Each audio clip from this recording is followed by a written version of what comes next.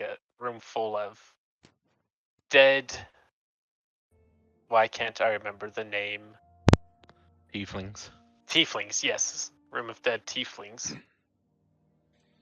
Pissing Sakira off, obviously. We go up through the castle, find like the royals. Fucking start throwing the chairs at them, each other at them. Kidnap Two of them. And then try to get Zella Lacroix's location. We found out that our troops on the outside are not doing too hot. Getting overrun, pushed back. So, made the decision, instead of splitting off to help our troops, like me and like Bazilk and Zinrot wanted to do, that just going in and cutting off the head of the snake and tracked down Zella Lacroix. We found her little throne room, and that's where we left off. You found the throne room, but nobody was there. Though fortunately through some detective type work, you were able to find a secret staircase that led to some kind of ritual room.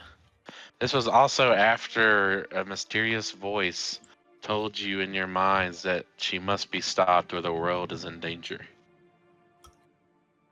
Oh yeah, the voice. Yes, the mysterious voice that got Zinrod in the gear. Mm-hmm. Yep. So, let's get that music change already. As you all enter into this ritualistic looking room, you see in front of you piles of corpses, mainly tieflings, some human alike. Do y'all all have the map up? I do. Okay, make sure you have the battle map up. Where? It's linked in the general chat. I think I have an old map in front of me. Let me see. I posted a new link at 8:01. 8:01.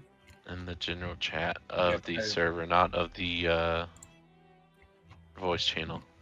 I see it. Oh, 7:01. Oh, I guess it's 8:01 for you. For us. Oh yeah, I guess 8:01 for me.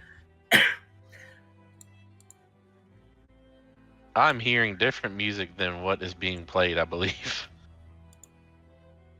I'm hearing like some tavern music in the background. I see I'm hearing the violin. Yeah, I don't think I have. Yeah, Why am I hearing? Oh, for some reason it started playing music on my end. Do you have something going on your end? Because apparently. Okay. Anyways, so standing in front of you is Zella Lacroix. She seems to be standing at some sort of altar, staff in hand, performing a ritual.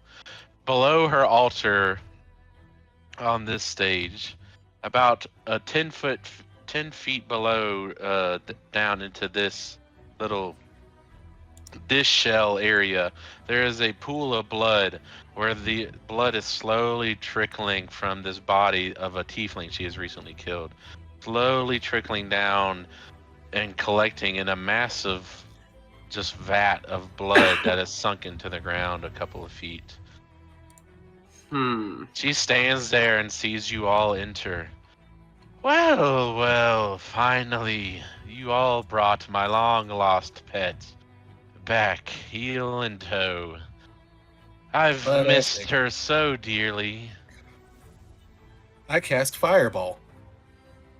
And I'm backing it up with minute meteorite. I'm going to dispel magic. I'm going to use counterspell. Oh. She counterspells. So she counterspells my counterspell? That's great. Yep. I have a feeling the DM doesn't want us to do this. Well, I mean, does that That only works for the fireball, though. Wait, but if she... Okay, so... Oh, well, my minute meteors are going straight for her. The way I'm working is it only dispels one. Oh, okay. Well, I Meteor think that's honestly how the spell works, anyways. Yeah. ban. I only have enough. I can't do multiple fireballs at once. I can only do one. Gotcha. Let me roll to hit. Oh no, it does hit. She needs to do she needs to pass a dexterity check of 15. She does not. As your meteors fly towards her, they bounce off a barrier sitting right in front of this V. Oh. And go flying, boom, right into the wall. Crash. Zinrot just squints at her with all 4 eyes. Sakira said, Now. Temper. Slaves shouldn't act out against their masters, as she will yank you down to the ground with an invisible kind of thread pull at your tattoo, Sakira. You are now prone down to the ground. Bark like a good dog. Oh shit.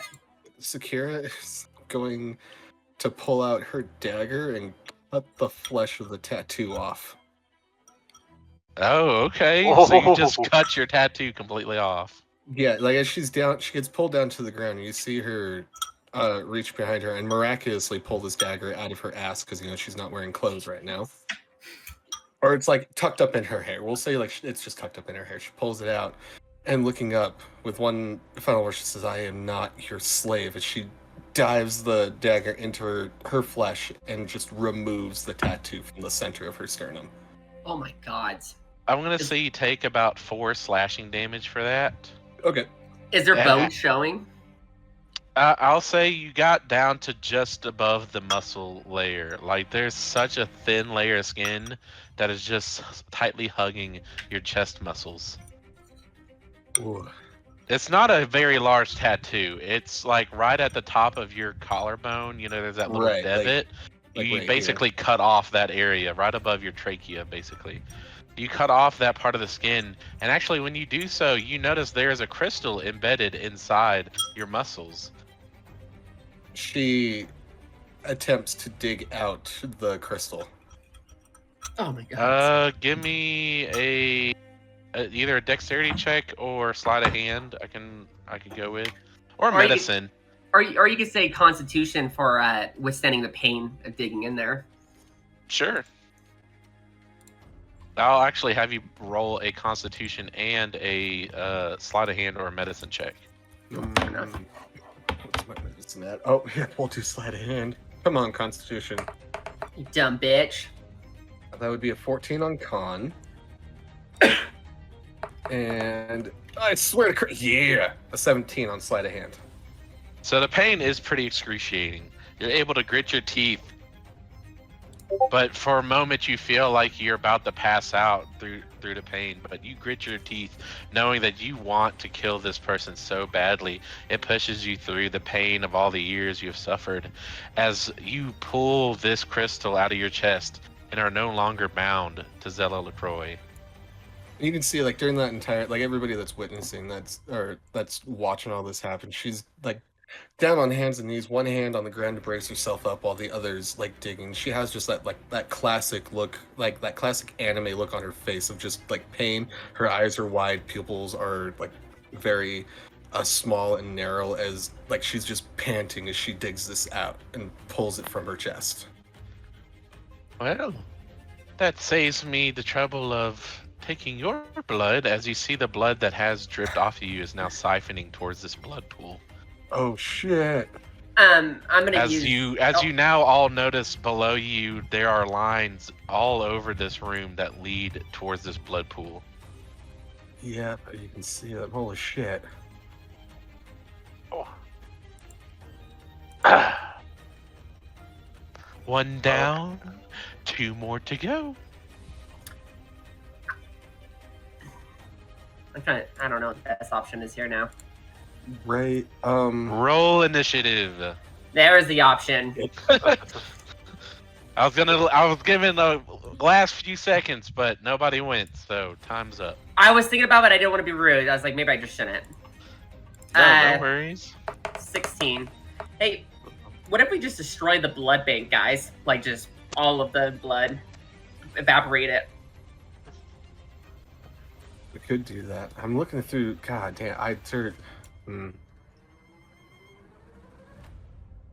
It's fine. She'll Alright, baddies are going to roll their initiative. I see best we got it was an 18 from Sakira.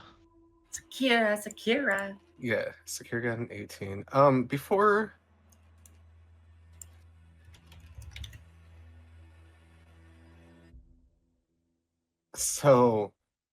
before like all of this takes place, after Sakira ripped the crystal out of her chest and Lacroix said whatever she did about my blood and shit, Sakira wants to call out to her patron. Okay. and Religion check for me. Come on, girl. I'm gonna make Watch this your screen patron bigger. be like, do it yourself. Damn it. You said a religion? Yeah. Unless, is there a special thing warlocks get to just have like conversations with their patron? I don't believe so. It's called it's otherworldly. It's a spell, but it's a ritual spell. It's not like you can do it instantaneously. Okay. So you're It's just not- trying to reach out for a quick text. So And nah, I miss you, text. yeah, basically. So she rolls a 12, and I'm going to tell you like what she's asking for, and I'll let you kind of decide how that goes. But Sure, essentially what she's asking for is because currently both of her pack slots are full, is if she could be granted either like 1 or 2 extra pack slots, or to just replenish the ones that she has without like the need of a long rest.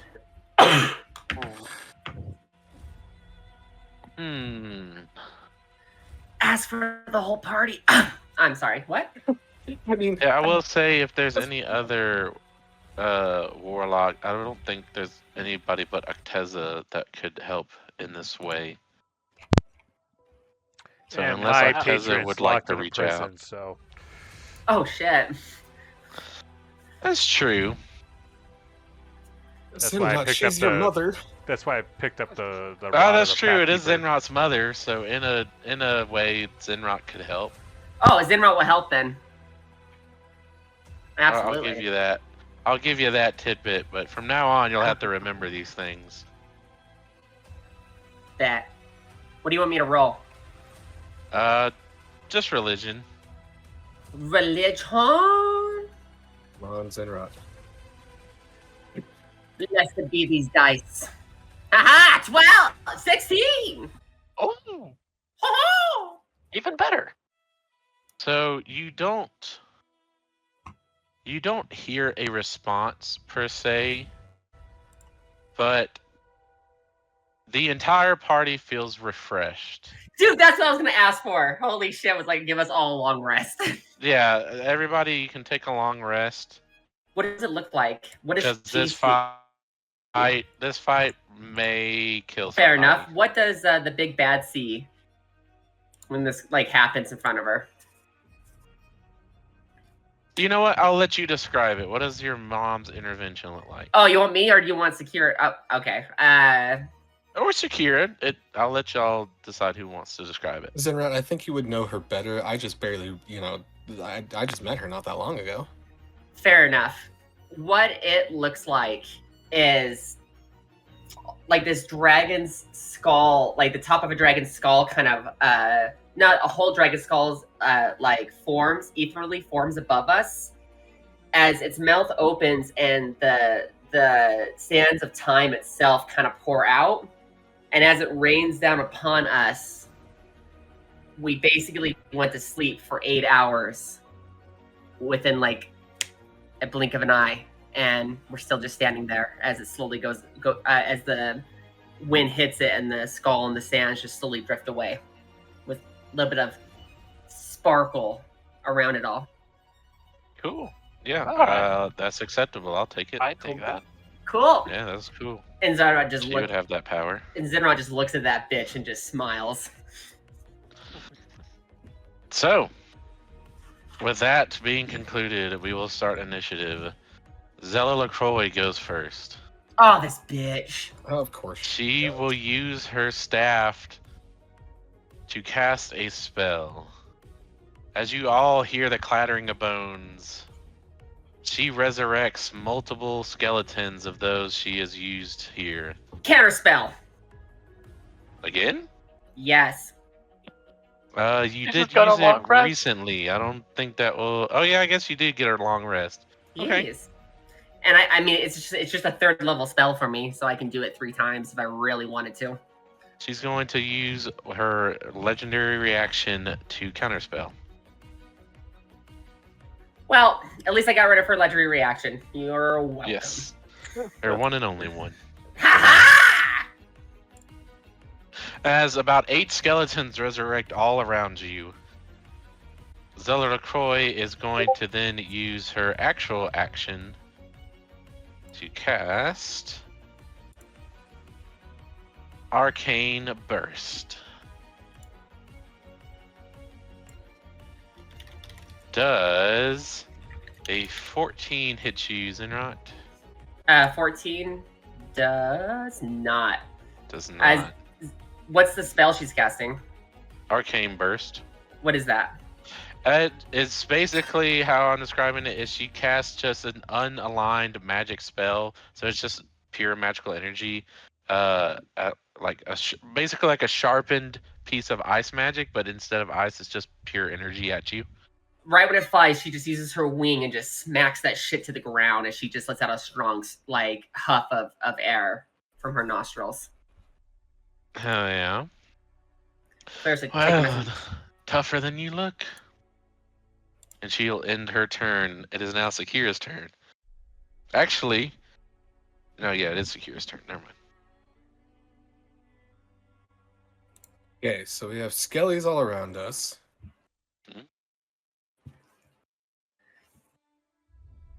I don't care how And big the she- room is. You just attacked Zenrot, right? Mhm. As far as we know, right here is some kind of barrier that's stopping her. Or stopping like at least spells and attacks from getting to her. So my question, DM, is as a bonus action, can I Misty Step right here? Sure. That is exactly what I'm pretty sure as long as you can see it. I was Yeah, just that about. will act as a barrier. I sent you a message. I was gonna teleport you on my turn. that was perfect. Yeah, no, she 100% Misty Steps right there. As a bonus action, and then Smack that bitch. she holds out a hand and reaches forwards like towards her head and uses Mind Spike. She needs to make a wisdom saving throw of 15. Alrighty.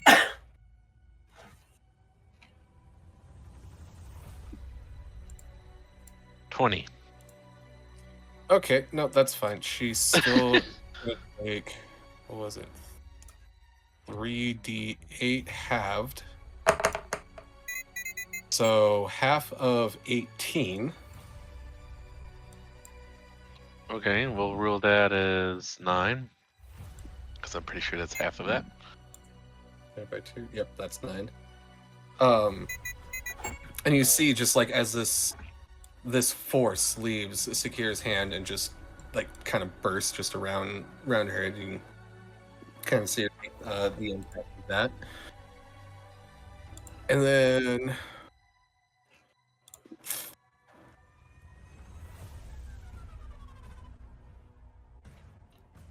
cantrips don't take an action, do they?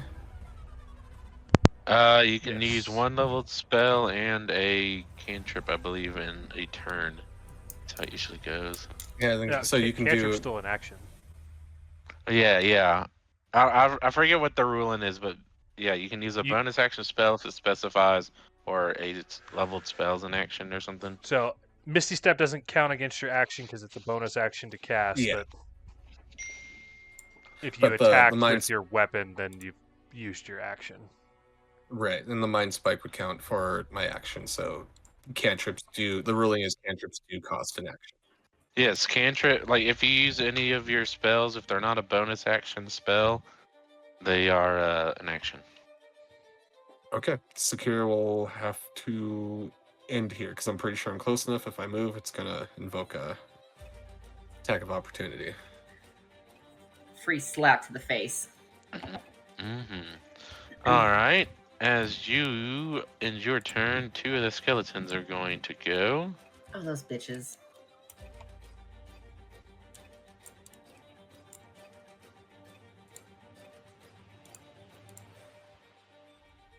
They are going to attack you by Zelk with their short swords.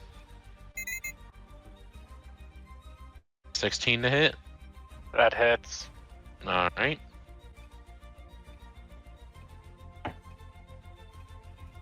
Taking a total of 8 slashing damage. Ooh.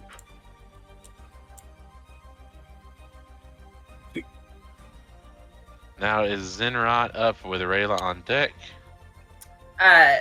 What 2 people besides me are good at up close fighting? Pretty sure Okay. it's Rayla is the only like real up close fighter. I guess Sakira because the Doomblade. Well, not what class are you playing, Don? Warlock. Okay, and then we got Rayla. Yeah, I'm pretty Zenrod- much our equivalent of a cleric in our group. Okay. Zenrod's wings spread out, which they go over Rayla and Acteza, as all 4 of her eyes glow bright purple as time and space start to kind of twist and bend around the 2. She's going to use her twin magic sorcery point to twin magic her vortex warp. And she's going to vortex them over next to the boss. But she's going to put Rayla... so she's going to put Rita on the other side of Zella, where Sakira is, so on the left side. And she's going to put Sakira in the far back, behind the desk. It's like the far back wall. Mm-hmm. And she's going to teleport both of them there, behind Okay. so I put. So I'm not moving Sakira. I'm moving Acteza and Rayla. So Rayla should be next to Zella. Yeah, like right there, and then put Acteza like in the far back.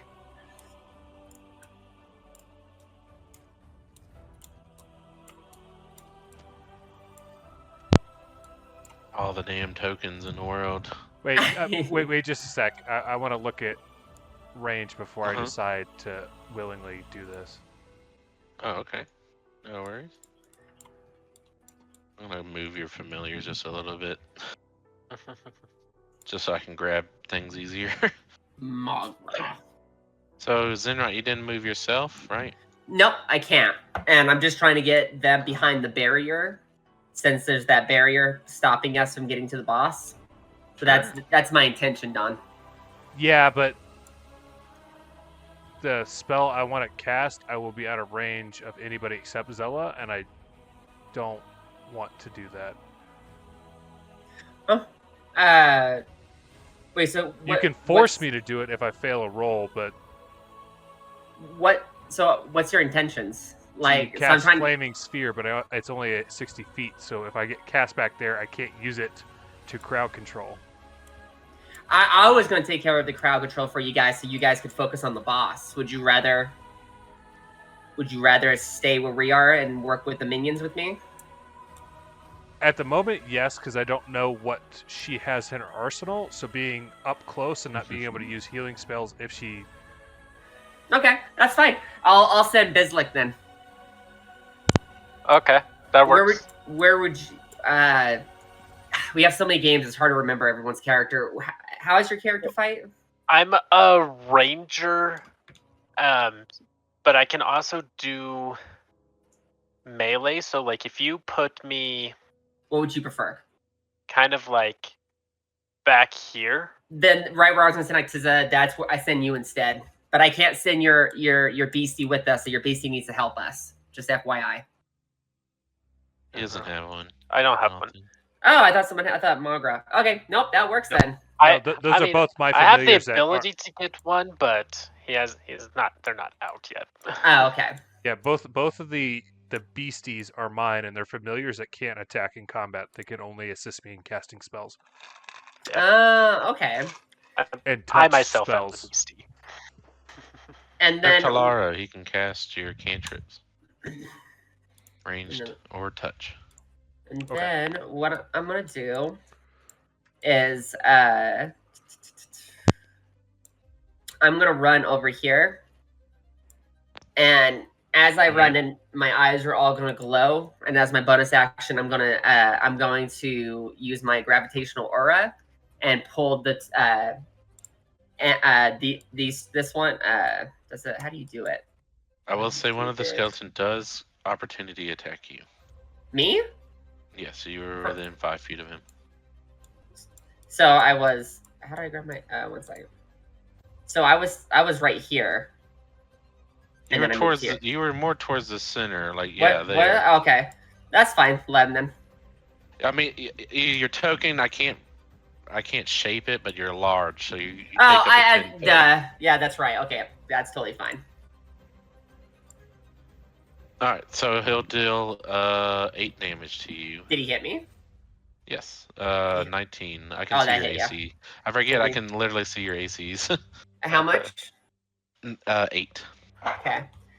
And then I'm gonna use my gravitational pull to pull the 2 skeletons next to me up against me. Oh, your cantrip? No, I'm using my bonus action on my feet, which is gravitational aura. Oh. Yes.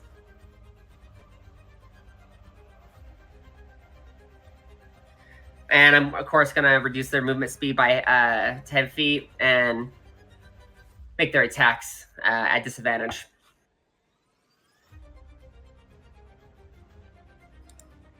So it'll be this one. So they're not pulled towards you, but they have their speed reduced and attacks are at disadvantage against anybody but you. You can use your bonus action to project an aura of gravitational pull within a 10-foot radius around you. Creatures of your choice with this. Oh, okay. The way that when it says gravitational pull, okay, it's a weaker one. Nope, that works. I'll still use it. I mean, either way, they're right up next to you because of your size.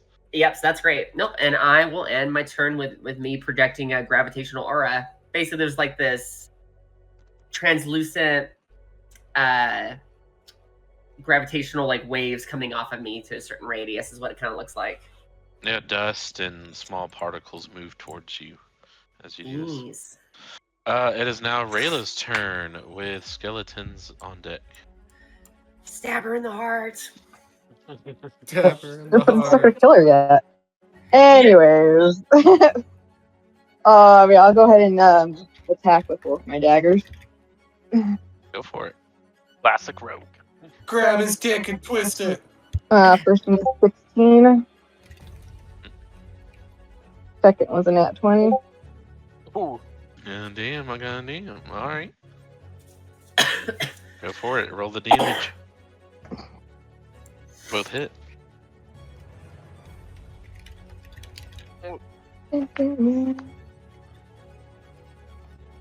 Alright, it looks like 9 damage. Okay, both of your attacks hit, so you can roll for damage for both. So that'd be 16.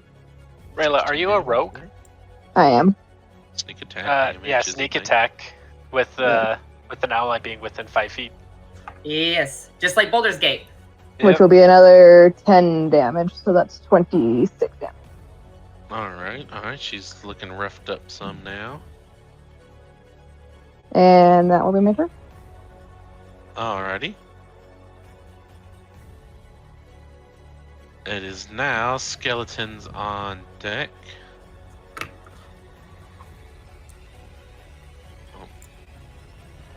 Come get this love and skellies.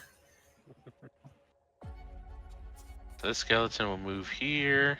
I bet he does. He's pulled to me. Ha! Ha! Laws of attraction. This skelly will move around here.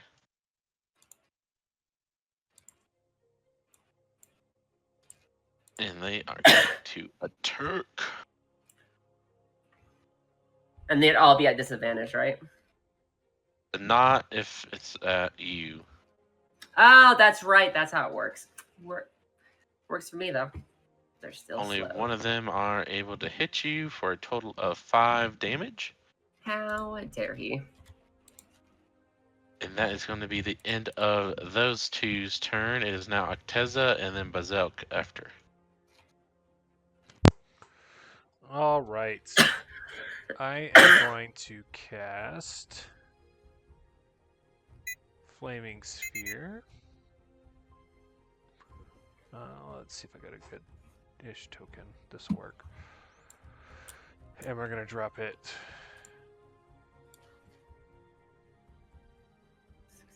right there Haha. behind the skeletons. Nice. And we're going to move here-ish. And then Tellero is going to target this one here. Okay, I will say you'll have to move a little bit forward because that's a wall. Oh, okay. Tellero With, can be there though because he flies. Sacred Flame. It needs to make a Dex 15 save. Dex 15, okay. Zombies love fire. It's proven. That is a 20 again, 18 plus 2. Alright. That is it for Acteza's turn. Alrighty. That is now Bazelk. Well, as a bonus action, I'm gonna do Slayer's Prey on Zella. Okay. So, on my next attack, if it hits, it does an extra 1d6. And Good it lasts until long or short rest. So that'll just stay on her forever. Oh, damn. And what does it do again? Sorry. Adds a extra 1d6 to my Okay. attack. Oh, so Hunter Mark, just a little more specials. Yeah. Hunter's Okay. Mark, except just it lasts longer and don't Okay. need concentration. And then let's see here. Then I am going to fire my Starshot crossbow at her. For it. Let's see Yes. here. 25. That hits. Get it? Get it? And there's 9 damage. And then the extra d6. So 13 damage. 13 damage. Alrighty. She is still looking roughed up. That's the end of Bazelk's turn. Wait, she already looks roughed up? Nice. Yeah, she's looking roughed up. I don't know at what point other DMs say that, but I say that when they're like quarter down. Interesting. She's getting the mojito special right now. Alright, and that's your turn, right? Yep. Alrighty, we are going to go back to 4 skeletons and then Zella Lacroix herself. So these skeletons, let's see, they can move. Actually, they're going to stay where they are. And then they're going to stay where they are. So those 2 skeletons are going to pull out their short bows. And they're going to make an attack against Acteza. Ooh, but that's a disadvantage now, right? They are not within your aura. Damn, no, those ones okay. Nat 20 to hit and then Oh. 10.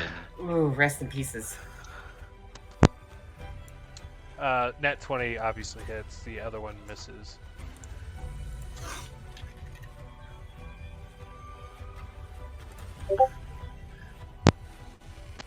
That is going to be a total of 16 damage. Piercing, that is. 16 piercing damage. The other two skeletons are going to attack you, Zenrot. With their short swords. Both of their attacks miss, fortunately. Her wings just fucking bitch slap their attacks away. Oh yeah, they can't even pierce your dragon scales as hard as amethyst. However, Acteza, your blood also starts to slowly trickle towards the blood pool.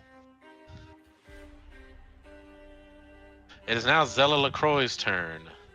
Zella Lacroix is going to use her legendary, what is it, lair action, that's what I'm calling it. She's going to use her legendary lair action. Well, that's rude. And in true necromancer fashion, she is going to summon up 5 extra skeletons right around her. Well, guys, it was good knowing you.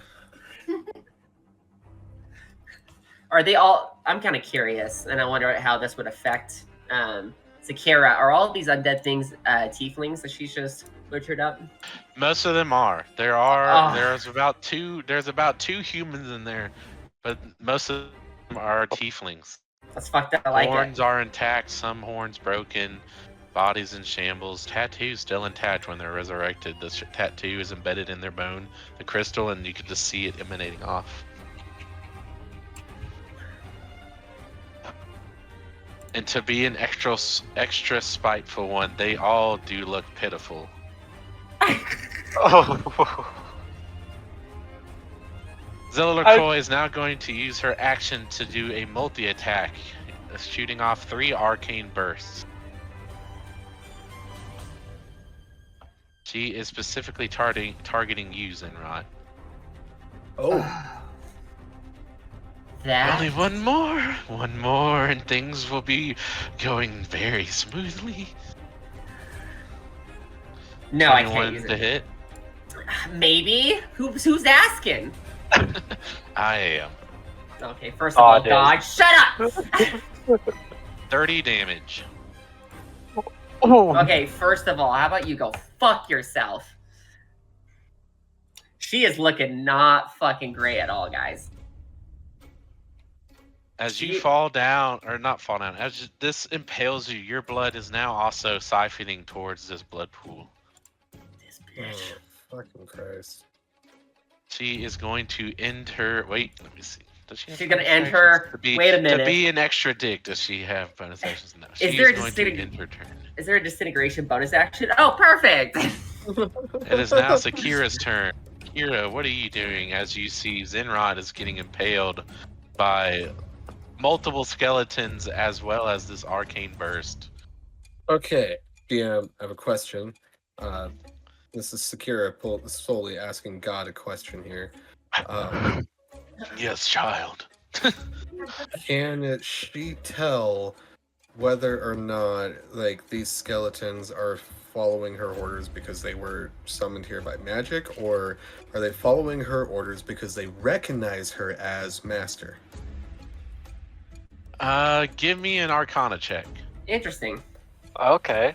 Interesting. Okay. I like your thought process here. Give me an Arcana check. 16? Okay. Given that you are a warlock and you have acquired magical means, you can tell there's something off about that staff she's holding. It seems like she's also borrowing power. Being a warlock yourself and being literally a borrower of another person's power to be powerful, you can tell that she is doing something akin to that. Okay. So I'm gonna kind of interpretate that as, like, she's in control of them because of her power. So, with that information, I was hoping to do something different, but she's going to cast. I'm gonna say it one more. I'm gonna help you just because Dire Straits here. I'm gonna say it one more time. You can feel the skeletons are controlled because she borrows power, and you feel it emanating from the staff that is in her right hand. Hint, hint, nudge, nudge, cough, cough, wink, wink. Like,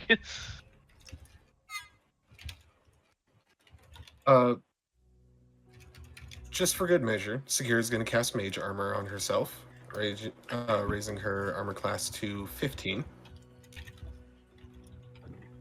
I wish there was a way that I could edit that so it actually says 15, but whatever. Oh, I guess I could. I thought it would override. apply if you casted it. I don't think it actually does because it's a cantrip. It's an at will for me. Okay. All first level spells are at will for me. You could just But- click it and then just make sure, Over. like, you click the cast it and then just unclick the use of the pact spell. Or that works. Yeah, I'll just edit it because it's not a pack spell. All first levels Okay. are cantrips for me now. Oh, okay, cool. So she's going to do that, and then for a bonus action, she is going to pull her Doomblade out and activate it, Okay. and she will have that ready to go. And I think right now that's all I can do. Yes, because those would have taken my actions. So yeah, that's where I will end my turn there. How large did your gravitational aura go out, by the way? 10 feet. 10 feet? Okay. Well, this skeleton's moving within range here. And this skeleton's within range. I'm going to say it's about 10 feet from your body. Yeah, that So- makes sense. So let's say it probably covers more a 20-foot radius. Cool. Okay, that works for me. Kind of like a paladin aura.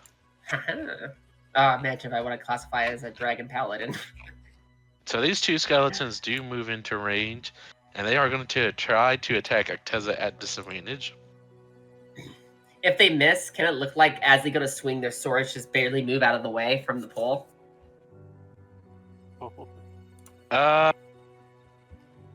Yeah, the way I'm kind of thinking it is as they swing, their swords are being like heavily pulled, and that's why it's causing disadvantage. But basically, when they're swinging, their swords are being pulled towards you, which makes it not only heavier to swing their sword, but also make it harder to hit. That's exactly what I was thinking too, so that's perfect. One attack misses, the other attack lands. They rolled a 17 and a 19. Those whores. They are skeleton whores. 6 to hit. Or not 6 to hit, I mean 6 damage.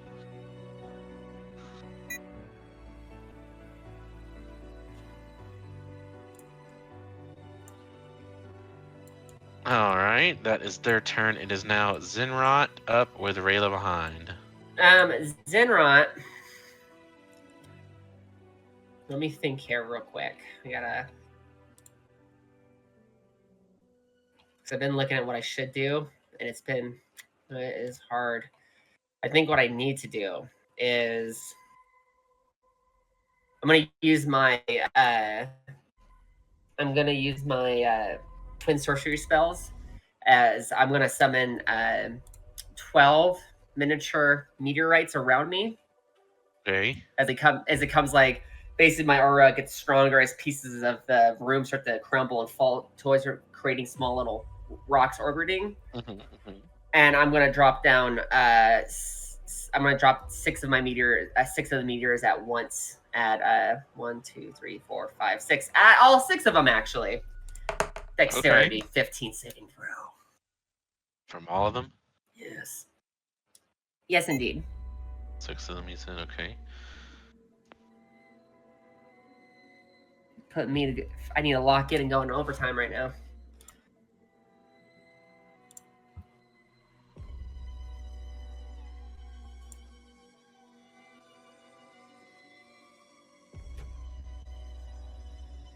So 4 of them fail, 2 succeed.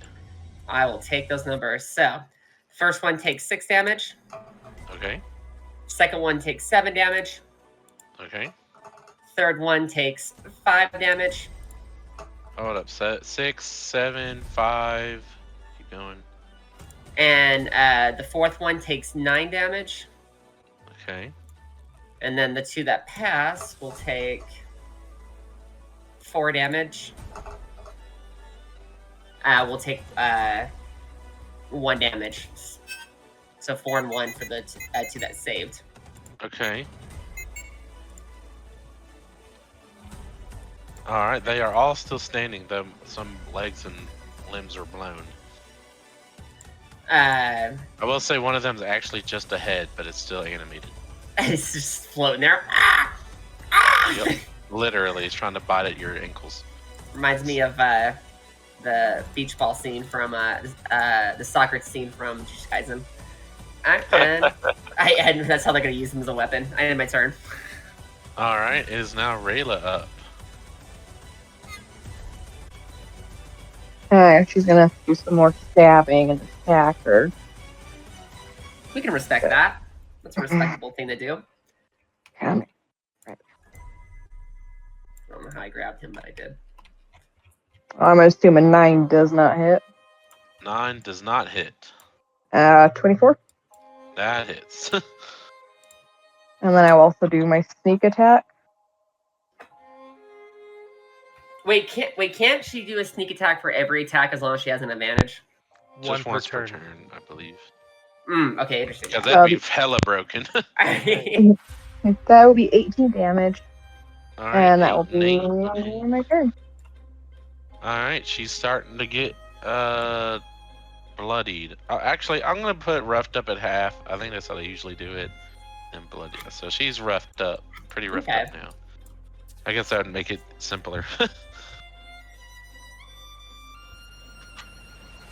All right, if that is your turn, it is now zombies or skeletons. I mean, on deck. Zombie skeletons. These skeletons are going to attack you, Zenrot. Prepare your buttholes, people. There is no lube besides blood. Oh, I'm going in dry. It will lube itself, I promise. It just... Fortunately, they both miss. Oh, thank the gods. Damn. First of all, how dare you?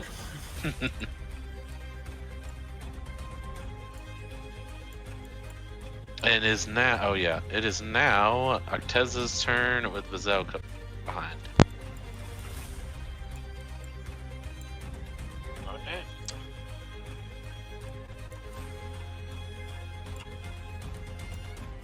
Acteza.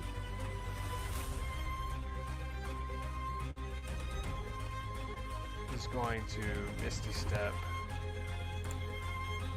to here.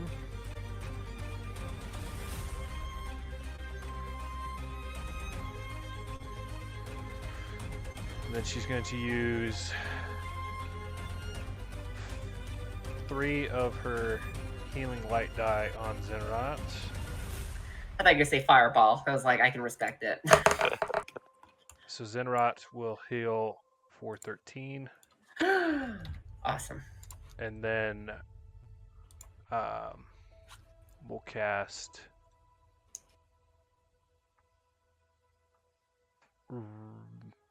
Sacred Flame on this one for me and this one from Tellero.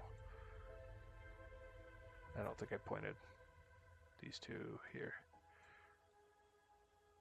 They both need to make Dex 15 saves.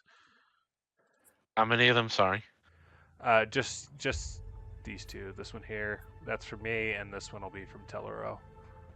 Okay, and I'm guessing you teleported to that spot over there? I Misty Stepped, yeah. Oh, okay. Alright, and Dex 15. So 2 of them.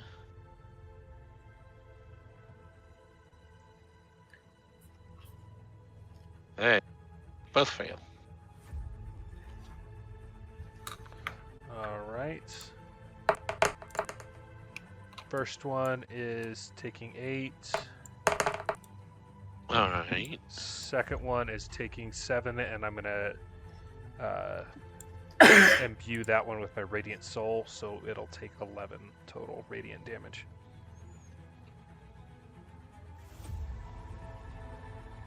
Alright, they are both dead. They just crumble into just a pile of bones. Cool. And that will be it for Acteza's turn. Alrighty. is Bazilk up with skeletons on deck. Alright, let's see here.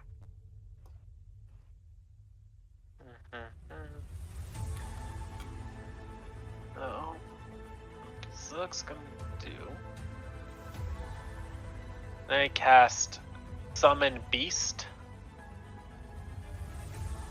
And it's just gonna be like a tiger creature, so it will have this beast. Let's see. Let me pull up the hit points. So it will have 30 hit points and an armor class of looks like 13.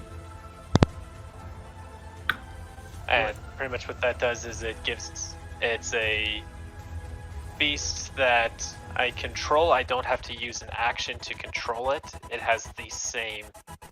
Its turn goes right after mine.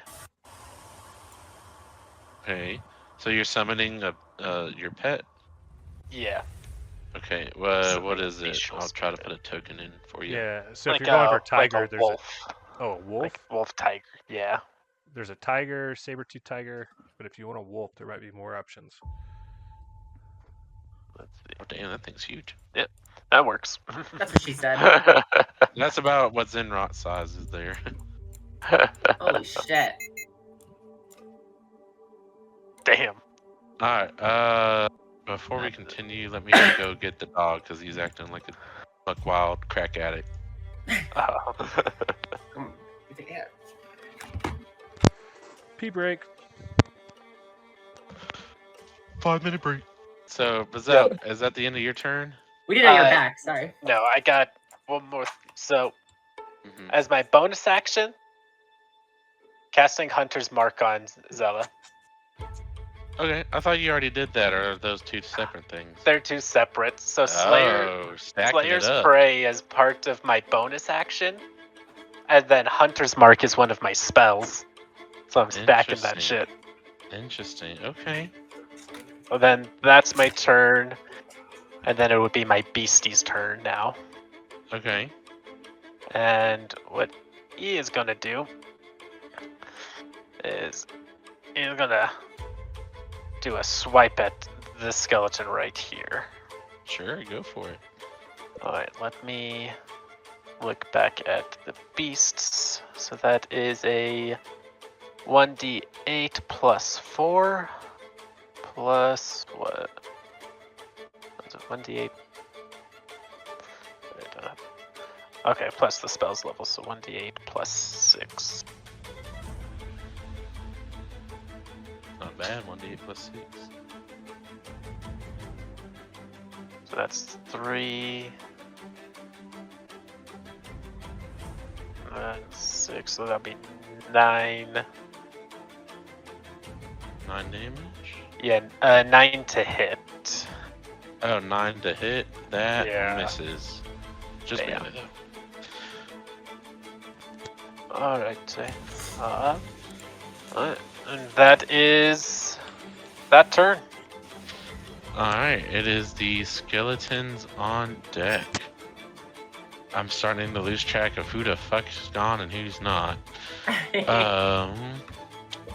I believe 2 of the ones next to Zenrod haven't gone, and then the rest of them follow that. Correct. Okay, so the 2 next to you, Zenrod, are going to attack. How dare they? How dare they indeed. That is a 16 to hit. Nope. Ricochets off my spells. Alright. 19 to hit. Well, first of all, how dare you? How dare I indeed with 4 damage.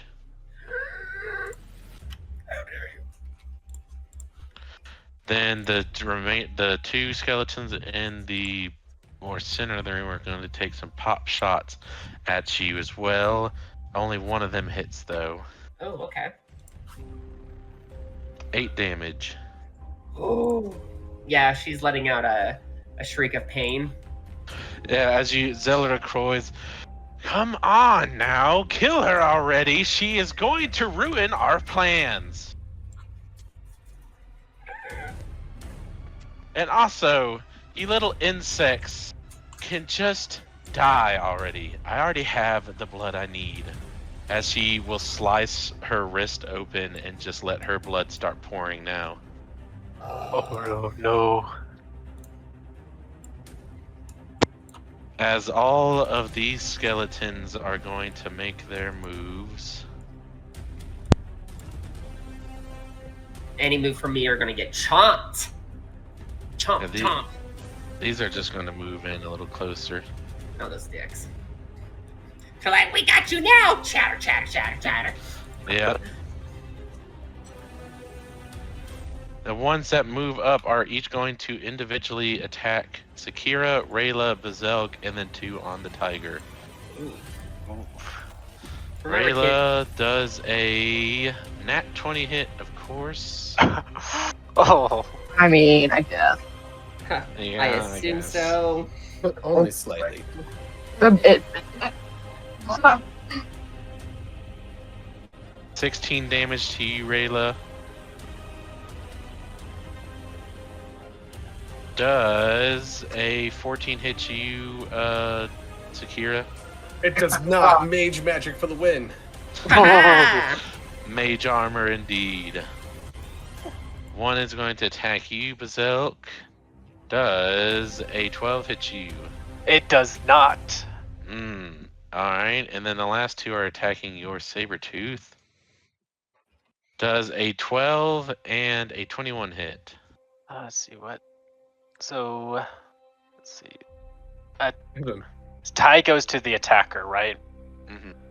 Okay, so yeah, they both hit. Wait. No, it All right. shouldn't. It's 11 plus the level of spell. You cast it at 2nd level, didn't you? Oh, I did cast it at second level. I was looking at So only one So- hits then. the Aha. one hit. In Aha! reverse. For a total of 10 damage. All right. Let me And then pull up Bazelk. a calculator. Just for your essay, I think when you attacked, you used the wrong die. You still roll a d20. It's your spell attack modifier on it, so it should have been a d20 plus 5 to hit, and then the 1d8 plus 4 plus spell level is the damage if you hit. Now it is Oh, Zella Lacroix's turn. Okay. It is Zella Lacroix's turn at the top of the round. She is going to lower herself onto her knees and start chanting. Does anybody know Abyssal? I do. I think. Indeed. Mm, DDO. No, I know Celestial and Infernal. Dumb bitch. So those of you that know Abyssal will understand what she is saying. The rest of you just hear this dark guttural just... A little more feminine than that, but you get the idea. She's over there throat singing. no. And- Not exactly throat sing, it's more a growl. And what does she say with those growls? As she is casting, she says, "This world is too orderful. It needs to be thrown into chaos. I beseech thee, Lord, fall upon this world and bring its end." I don't like the sound of that. As the blood in the center starts to spiral more and more rapidly into like a whirlpool look as it all starts to congeal. It starts to glow a more yellowish and red color. There's like sparks of yellow and red in there. It is now the end of her turn. Sakira, you are up. Here is... She's on her knees. Give it to her. Yeah, she's gonna attempt to use her Doom Blade, but I am only attacking the arm that is holding her staff. Yes. Okay. Come on, good roll, good roll, good roll. Does a 17 hit? A 17 does hit. Yes! Fuck yeah, you take this necrotic damage, you whore. You dumb whore. So that does 12 damage to the arm. And then we'll see Okay. if she loses concentration. Her arm is still intact. It looks like it is beginning to decay in areas specifically where you hit. So how I'm thinking is you slice her arm with the Doom Blade, and the edges of the wound are already look infected with pus and just start to look like they are decaying, all black and ichor looking. to represent that necrotic damage. She winces but continues to cast her spell. She's Sakira, going before- to use her legendary resistance to succeed her save. Motherfucker. Before Sakira like ends her turn, she's going to like look at Rayla and say, "The arm. Get the arm. I want the arm. Stab the arm." That is the end of your turn, Sakira. Yes. Okay. The two skeletons on top of you, Zenrot, are going to continue their assault. Well, that's uncalled for. They've been ordered to do so. I mean, I don't make the rules. Uncalled for. Or do I? Oh. I would like to speak to HR, please. 19 to stat. hit. Absolutely. That is 7 damage. Zenra is like, her whole body is like, her legs are shaking as she's using every ounce of her will to keep her ass above ground right now. It's a pretty big ass, guys. Sakira's like, huh? Huh? Dragon booty? My thirst I've mode never activated. Noticed you before. I don't know I've if never it was, noticed. I didn't think about kobolds being a lesser form. and I honestly I didn't want to notice, but I heard the clapping and I came. Was I that fucked the I heard- dragon? Doth I heard the clapping, so I came a flapping. Anyways, Zenrot, go ahead and make me a religion check. Jose jalapeno on a stick. 16. 16. Yes. Hmm. Hmm? Hmm? It's so close that I almost want to give it to you, but I'm also like, how do I give you just enough but not enough? Just the tip. While I think about it, Acteza, also you give me a religion check.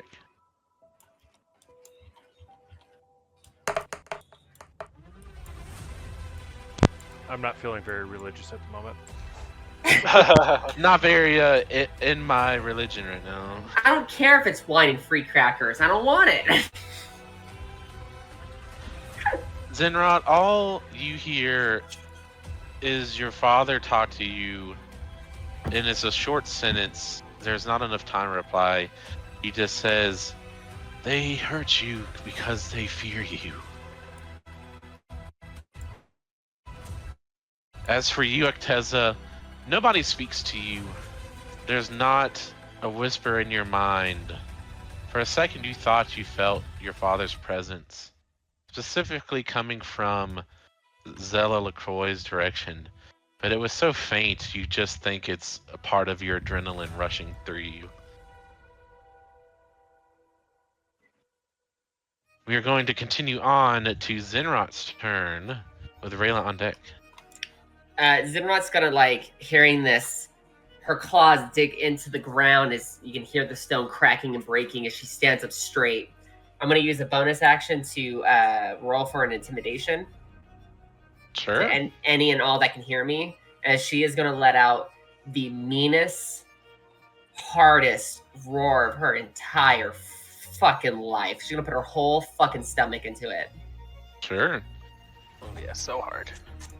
So hard. Go for it. 25. Alright. But this is the anything that can hear me. Like I'm putting in this out to all. in this Sure. moment.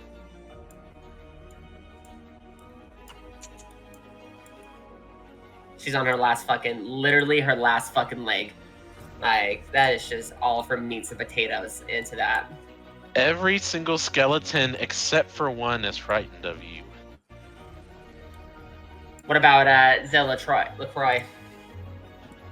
She's frightened of you, but she's so entranced in her spell that she's just sitting there. And after she lets out that roar, all four of her eyes glow. As she's gonna use her meta magic to twin spell. Her twin spell is she's gonna fire a double beam singularity breath at the blood pool. at full Okay. force. Sure.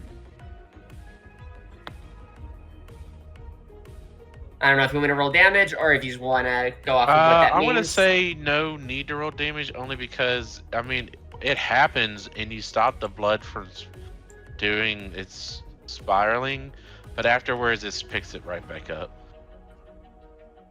Related. So, okay, because I was trying to destroy, like, from my angle, I was trying to destroy the pool itself that it's in as well. Like, make it bigger, spread the blood out. I don't know. However you want to go about You it. definitely spatter some blood around. You definitely like. There's this skeleton down here is definitely like looks completely red. He's spattered completely head to toe in blood. Like blood goes flying, but it's still congealing towards the center. Okay. And that's where she's going to end her turn. That's all Whether she it's has been left. effective, you won't know right now. That was the last thing she had. Word. Rayla, you are up with 2 baddies on deck. So I'm still gonna attack the same person. Since Sakira did look at me and say arm, I'm gonna go ahead and also attack the arm with my 2 daggers. I'm going to start Okay. chomping. First one's 26, Oof. A hit. and the second's 19. They both hit. Hell yeah. I will This is for roll the arm, those correct? 2. Yes, for the arm. Why am I now just seeing all the gifts in the chat? And then I'm also gonna go ahead and do my sneak attack on the arm. So that was 8, and then so that's 13. Come back. She's starting to look bloody. And then 9 more. 9 damage. Okay. Mhm. She's definitely looking bloody. And And you I'll roll my turn. successfully cut her arm off. The staff clatters to the ground. It's not quite made of stone. It's not quite made of wood. It's made of some foreign type of metal is what it seems to be, as it makes a clinging sound of metal as it drops to the ground next to her. That the amount of blood coming out of her arm now also begins to just pile into the center of the room. She luckily continues her spell. Oh. Or I guess luckily. unfortunately. However, each of the skeletons inside the room are no longer animated. Oh, thank the gods.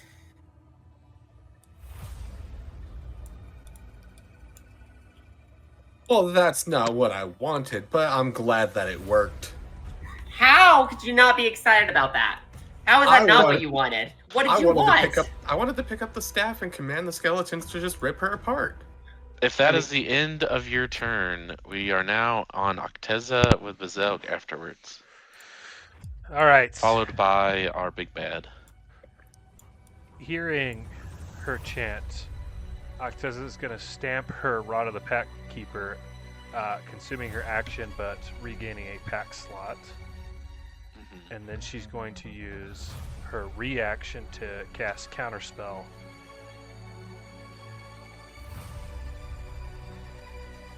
Okay. To cancel out her ritual. Just Ooh. a second. Because isn't counterspell, if the spell is of a higher quality, you have to do a save or something? Yeah, so if it's yeah. higher than 3rd level, it says I need to do an ability check. Okay, yeah, you'll definitely have to.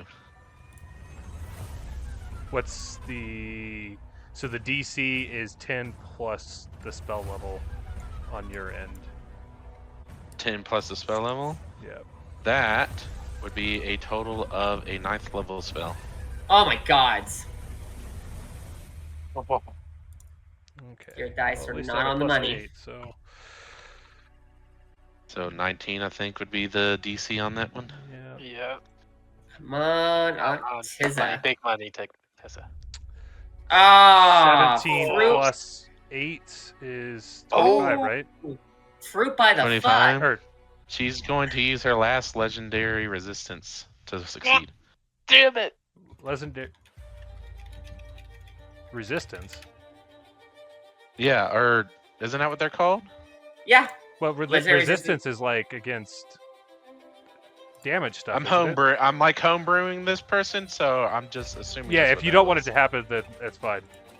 Yeah, I'm using whatever the legendary thing is to make it say "fuck you" and it succeeds. Oh, Yeah, so I only they're- used it they're- because I thought you said she didn't have another one of her legendary reactions. He could have been lying. Yeah. There's all his cards on the table.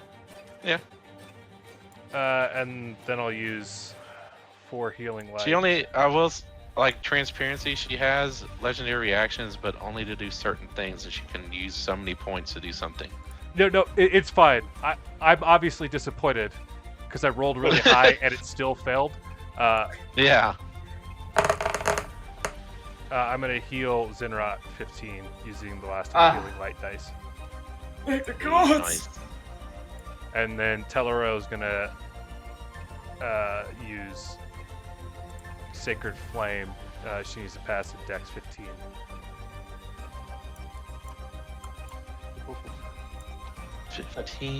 Corral that dumb bitch. Lacroix. Luckily, she got a nat 20 plus 5, 25. Damn. All right, that's the end of my turn. Alrighty. All right. Sakira and Rayla. Quick question. How would you guys do about an area of effect attack? Depends on what it is. I'm resistance to fire. it is. I don't know how else to answer that. Is that a It- fireball yeah. in your pants? Are you happy to see me? It's a hail of thorns. Oh shit. 1d10. If you don't pass. Just 1d10? Yeah, Okay. for you What- guys. What's the save? The save. It's a dexterity saving throw. Not sure what that has. So that has to pass my attack, I believe. It's either your attack or your spell save modifier. Let's see what's. That's probably my spell save. Because it's a spell, so. Oh yeah, Dex 13. I could do it. Yeah, I can do it too. Yeah, I'm like, Rayleigh should be able to do it. Okay. Sounds good. I'll use my bonus action to prepare my Hail of Thorns Okay. and do an attack at Zella with my crossbow. Come on, big money. Shoot her in the fucking face. No. Miss. Yeah. Well, fruit by the fuck. Damn, the shit got me. Shit. Damn it. Okay. Well, at least I still have that ready just in case. Well, that is my turn. Oh, I Okay. did not mean to draw that. Ignore that. We come back to the top of the round with Zella Oh, Lacroix. still the beast. Oh, yeah, My that's right. spiritual beast. So It let's doesn't actually show do in my thing, so I forgot about it. Oh, I see. good. She's got a nub with fresh blood on it. Fresh Rip meat. her in half. Just rip the meat out of her arm. So, Chicken twist. nice. Attack. Let's see. So my spell. So a D20 plus my spell attack modifier. Is that correct? So, that. A 21. 21 does hit. Perfect. And it will use multi-attack to attack twice. Sure. So that's the 1d8. So that'll be 2d8. Let's roll the 2d8. So that's 10 from that plus. Let's see. 10, 18. That's the spell's level. 18, 20, 21, 22 damage. 22 damage? Yep. She looks like she is hanging on by a teeny spindly thread. Alright. Finish it It's your off. turn. Yep, that's it. That's the end of my turns. And it's now at the top of the round with Zella Lacroix. She looks around at all of you and begins to cackle. Oh, you were so close. But in the end, how does it feel to know you failed? As she falls down dead. Oh shit. And in the center of the room, the blood starts to finally congeal into a solidified mass of an orb of like red blood, almost like a stone, perfectly marbleized. As Zella Lacroix's body starts to liquefy and turn into what looks like the most fine silk yellow robe that then envelops this ball of red congealed blood before a form starts to take. And what slowly begins to fall to the center of the room is this image. Oh, I didn't mean to do that. I open up general chat and all I see is you dirty whore. You see a hooded Oh. figure clothed completely in a yellow, very long, illustrious looking wizard robe. Made from what you can clearly know now is Zella Lacroix's remains were turned into this robe. Around it is a necklace with a symbol on it of, well, Acteza would know this, it's Cthulhu's symbol. And it's wearing a necklace of Cthulhu around its neck. Underneath this robe, you can clearly tell there looks to be tentacles of some kind. Those that are able to catch even a small glimpse under this hood there is no face. It is just a spiral of tentacles, kind of like Obito's mask from Naruto, but made of tentacles into a center spiral. Well.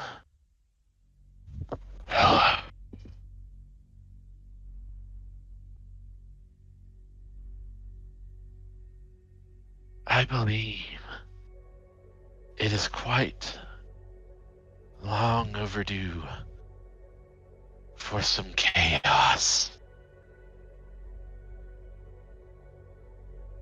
And with a snap of a finger, poof. The staff that was on the ground has also disappeared at this point. Motherfucker. Zella Lacroix's body is gone. This mysterious figure in this, all the blood that was pooled in this room is gone as well. You are left standing in an empty room where there once was a glorious battle being held. What are you all thinking at this point?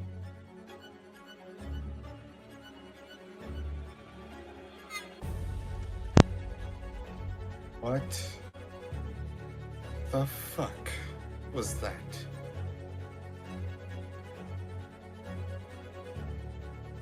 Zelk just. Damn it. Nothing good, Sakira. That's what it was. You see, Sakira is a little upset because she just had Zella Lacroix like within her grasps, but then realizes that they were too late and there is something grander here at scale.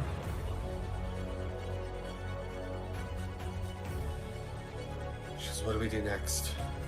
I will say the hand is still there. So you got a hand. Sakira instantly picks up the hand and starts pleasuring herself with it. Bludgeoning yourself with it? Like punching yourself with a fist? No, Pleasuring. Pleasuring.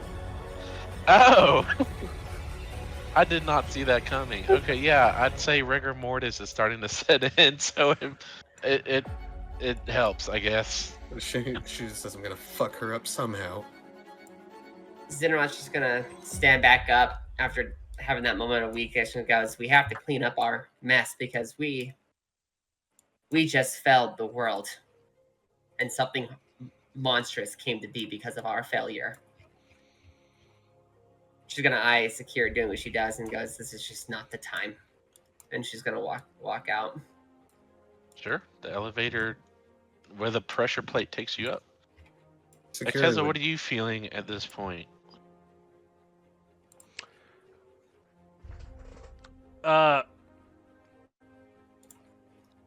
A little bit of disappointment in herself just because she couldn't, whether it be there wasn't enough time or just wasn't powerful enough in the cast, wasn't able to cancel the ritual, and now seeing that there's someone from her father's pantheon and she knows that that's not good because most of it is chaos. Really, all that's left is to search and see if there's any sort of other clues in the room on kind of one to indicate who specifically from the Pantheon was just summoned, and see if there's anything else that indicates what was going on here.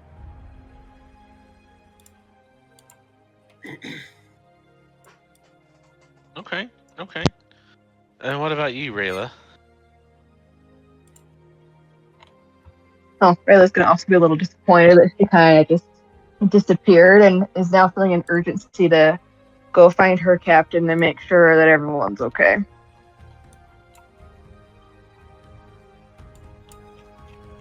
You're gonna go make sure who's okay? Sorry. So the captain of the guild that I work for. Okay. Yeah. Okay, Yeah. we'll get to that in just a moment. And then Bazuk, did we hear from you? I love it. Luke just goes, God damn it. I'm just feeling a lot of anger towards himself for not being able to hit that crucial shot. And not quite sure what to do with himself, and with all the bloodshed is beginning to almost shift completely. Sure, with this welling rage and all this blood that's been in this room, go ahead and make me a wisdom saving throw.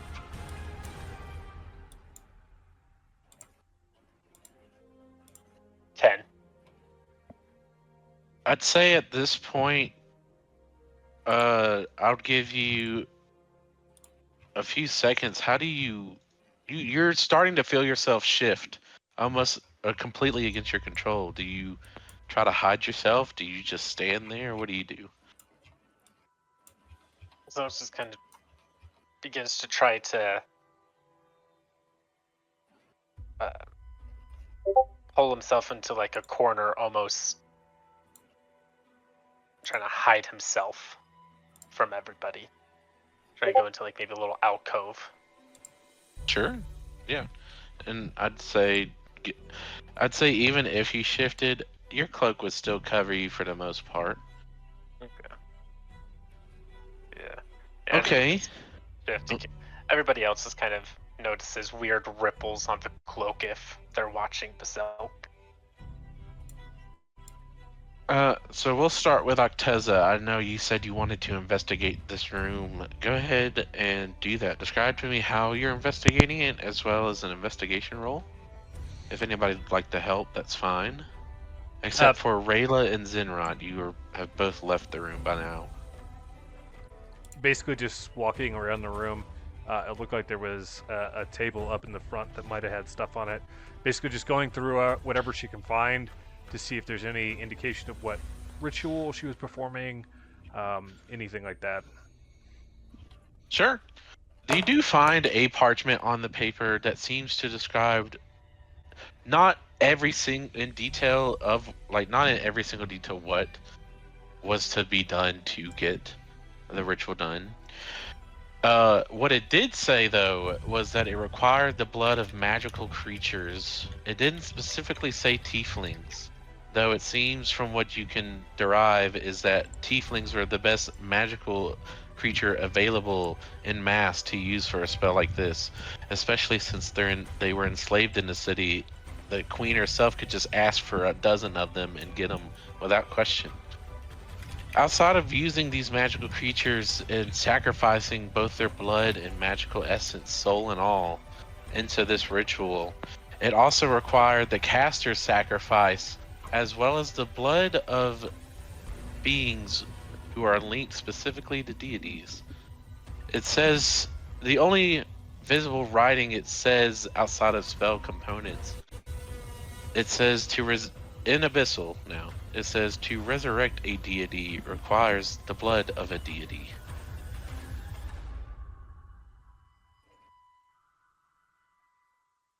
From what you can then surmise from that, just given your intellectual nature and all the investigation and almost detective work you've done throughout this campaign, she did specifically target both Sakira, you, and Zenrot, getting each of your bloods. I think Zenrot's gonna go check to see how the battle is going. Okay. She's gonna rush to the window to unleash the remaining 6 meteorites on any other resistance if she sees it. Sure. Just concluding, that's about all you find in this room.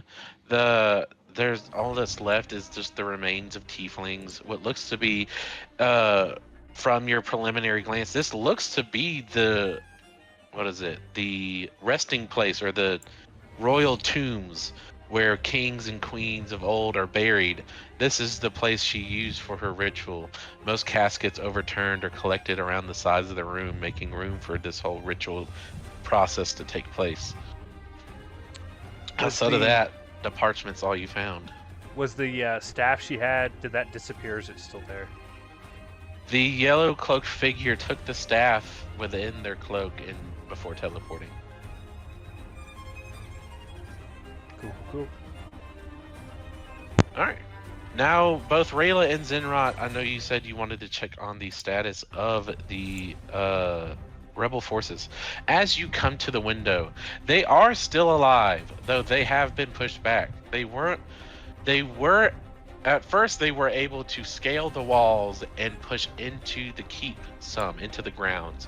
But with the help of the royal guards, as well as just the trained guardsmen, given the lack of experience from the tiefling side, they were pushed back over the wall, and now the guards are continuing to defend the wall. They have not pushed over the wall into their side.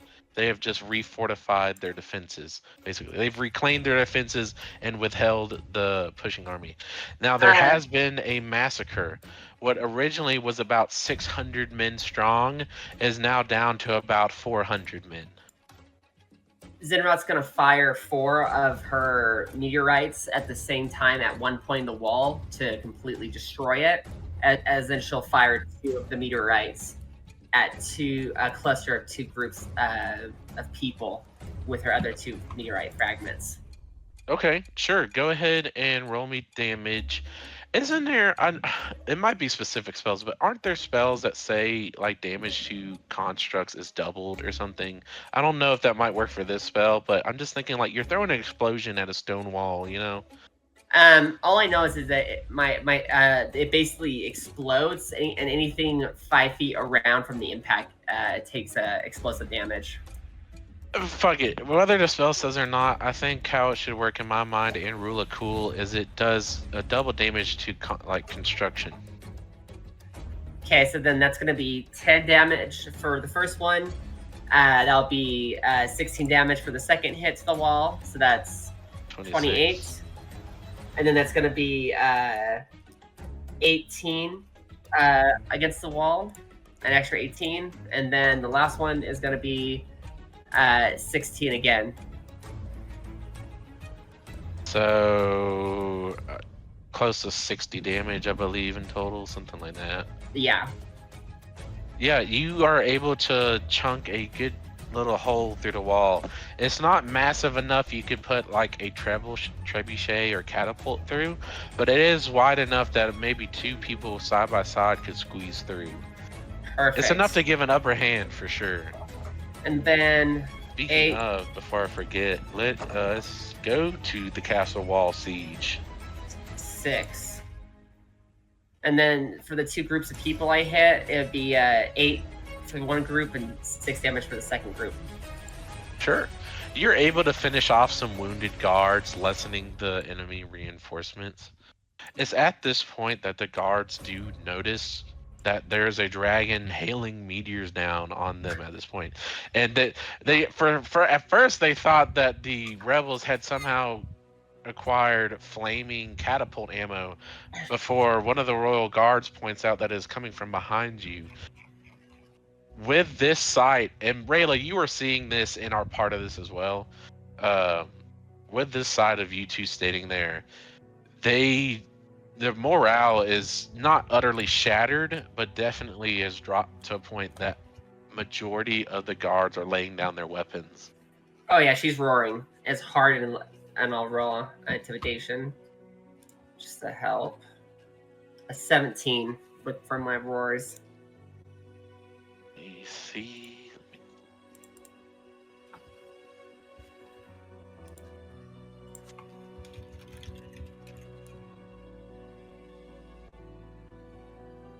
Yeah, the only person that's not like completely frightened or lacking in morale is only the captain of the Royal Guard.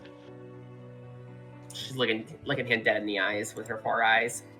As for the rest, the rebels, both tieflings and the spy network combined, are all triumphantly raising their weapons, feeling victory has been assured.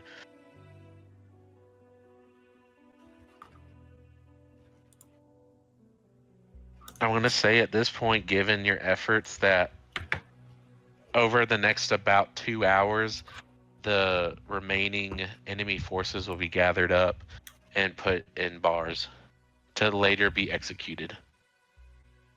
Can Zinra eat the captain as they're all getting rounded up? Sure, if you'd like. Yeah. It takes a good bit of struggling. Both Agus, which, by the way, Rella, I know you wanted to check on the status of him. He is wounded. It seems like Agus was doing a lot of the support work, given the lack of experience in militaristic sieges or just military combat experience in general. He's been picking up a lot of slack of the tieflings and has taken a few arrow shots and sword gashes, but he is still standing. I wouldn't say bloody, but definitely roughed up. It's going to take him some time to recover. He sees you, and he just, and I'll let you decide what the symbol is, but he gives you the hand signal for your spy network. Just the thumbs up signal for your spy network, and I'll let you decide or come up with what that looks like. I have no idea. We'll just keep it easy and just do a thumbs up. Okay, yeah, he does a thumbs up, but hidden, and then unsheaths it from his other hand, kind of thing. I don't know. And that gives you a little bit of a reprieve from your worry, as it seems that this siege and this acquisition of this kingdom is coming to a close. We'll go back now to the rest of the party. What is going on in Sakira, with Sakira, Acteza, and Bazelk?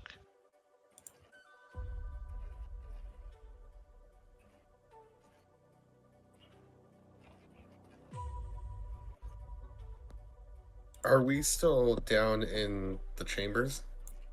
Yes, as of right now, unless you would have liked to join them about, towards this point. Yeah, Sakira would have joined at this point. Sure. Yeah, and just to cement the conquest, you're just holding up a severed hand, butt ass naked. With a gaping fucking wound on my chest now. Yeah. No, regardless, the morale is through the roof. Seeing a naked woman. That's pretty fucking metal, though. When you think about it. Severed hand, yeah, naked, true. open gaping wound on her chest. With a big ass dark sword.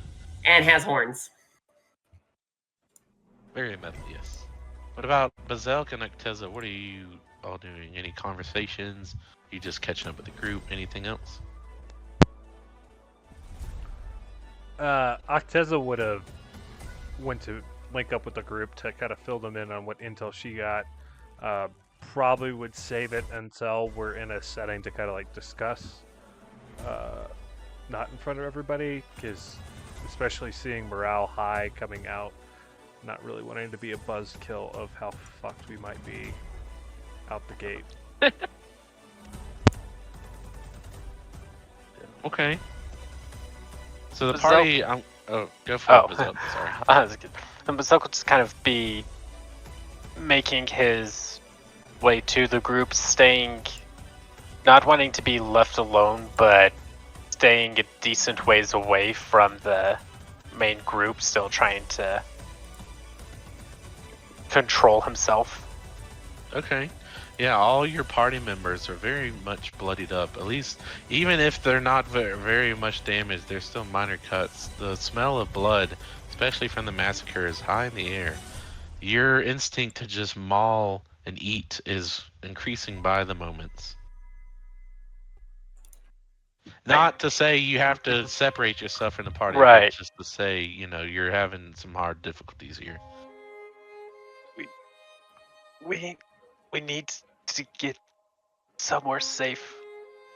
I can't hold on. You're welcome to stay at my house from where we crawled in the tunnel. I have some things I need to handle first with the tieflings. Or you can go to the shard if you feel being around less people is beneficial.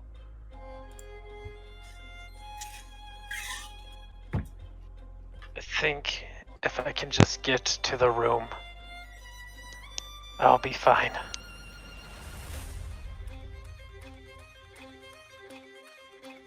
Okay. So as for getting to the room, at this point, we're going to kind of start going over some threads here. So there is the prisoners in the basement that you have freed. I believe I'm just going to go ahead and say they went back through the tunnel and made it outside of the keep. So that has been taken care of. As for the castle is now occupied by, with the help of the spy forces, is being occupied by the tieflings that have been freed, as well as the spy network.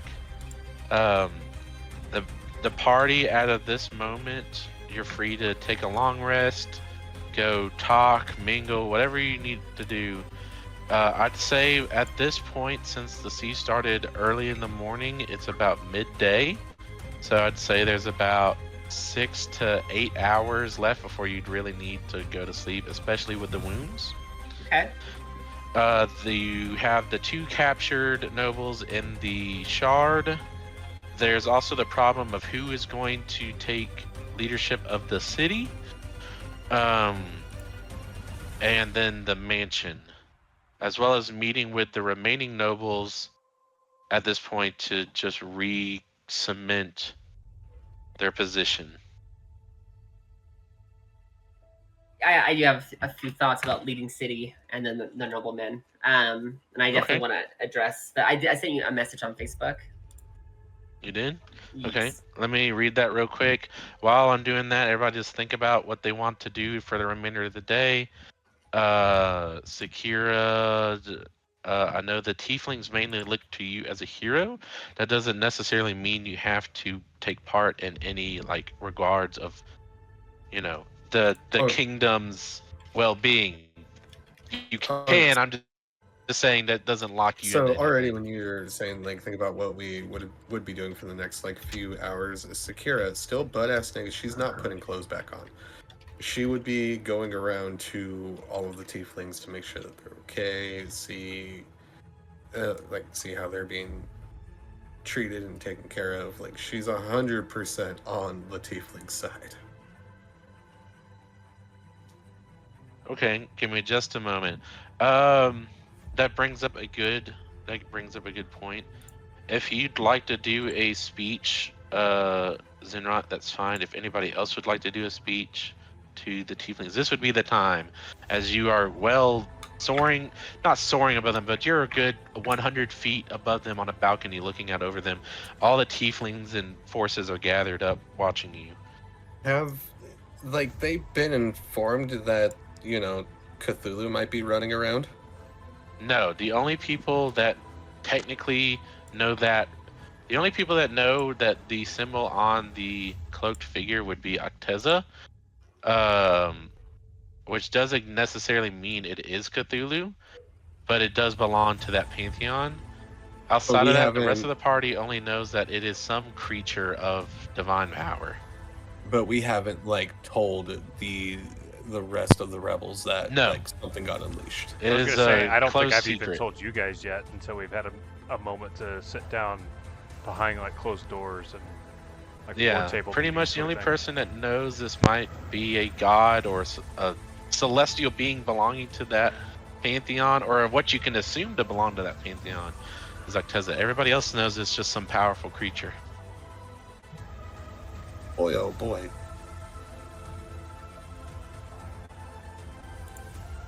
I'll do my speech whenever anyone else is done with whatever they want to do. Sakira, standing in front, holds up the hand once more and tosses it down. Shout, tieflings. We will no longer be oppressed. We will no longer be enslaved. Your hard work and your efforts have paid off. And they are going to pay off even further. If you are going to continue to stand by our side, please shout. She just waits for to see what they do. Yeah, they all just like just a cacophony of cheering, and like some are crying out of happiness and just hugging each other. Listen, I promise you, the only way that I will stop fighting along your side is if my heart is no longer beating. And she uses like thaumaturgy to make like this green aura glow around her. Okay. Hell yeah. Yeah, they are very much inspired.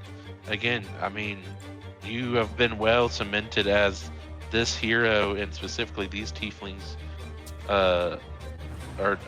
You've been cemented as this city's hero, and freer, or I guess the whole party really. But you specifically among these tieflings you have cemented yourself as their hero. And then Sakira will just kind of like stand back to give anybody else the floor. But if nobody else takes the floor and Zenrat's going to give her speech, there's something I want to try to do. Oh god, it's okay. Go ahead. Okay. Okay, I don't know if it necessarily will or could work this way, but the whole time that Zenrat's giving her speech, Sakira wants to have like one hand on her back, casting thaumaturgy to give her voice a more booming appraisal. Yes. I like this. Zenrat's gonna put one foot on the rail as it like cracks from the weight, as her head goes up and does kind of an arched look to look more higher at them. As she goes, I am Zenrat Frostfin. My mother is the goddess Asgoriath, and my father is the god Saderar.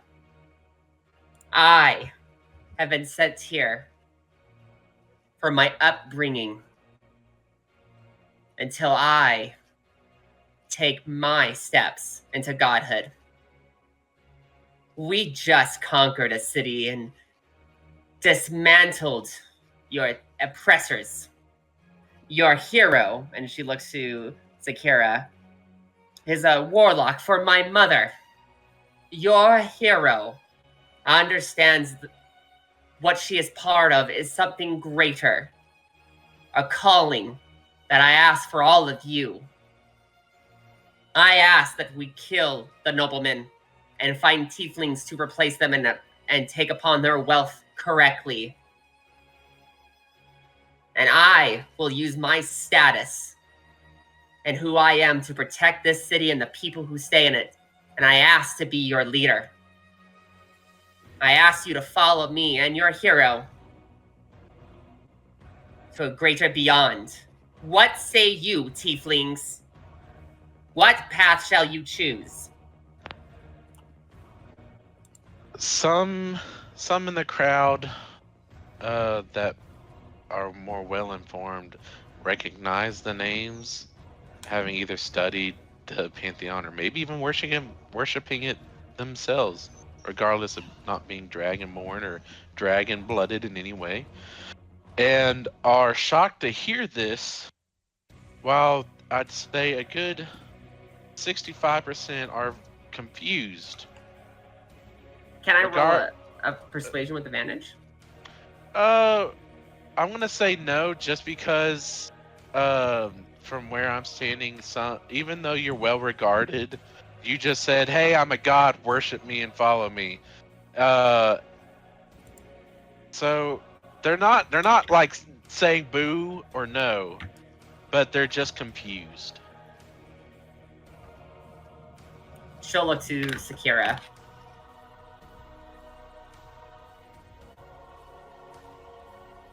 Sakira will just like put a fist in the air and shout as if she's trying to get the other tieflings to agree. They all hearken. They all like throw their hands up in the air, and morale is still high. They're still cheering. They're still having fun. They're all hugging and crying, finally realizing they're going to be free from all this. Some missing those that have died before this could happen. Some mourning the loss that has happened through this battle. But overall, they seem to rejoice. And from what you can tell, a lot of it, from just what you can hear from all the incoherent shouting, most agree, some disagree, but still want to live in the city and have their freedom. But most, I would say, are going along with the plan. How far they go, I'm going to say it's hard to give you that they'll go to like helping your godhood, but they will help you as they can as mortals. Yeah, and that's fine. Gotta start somewhere.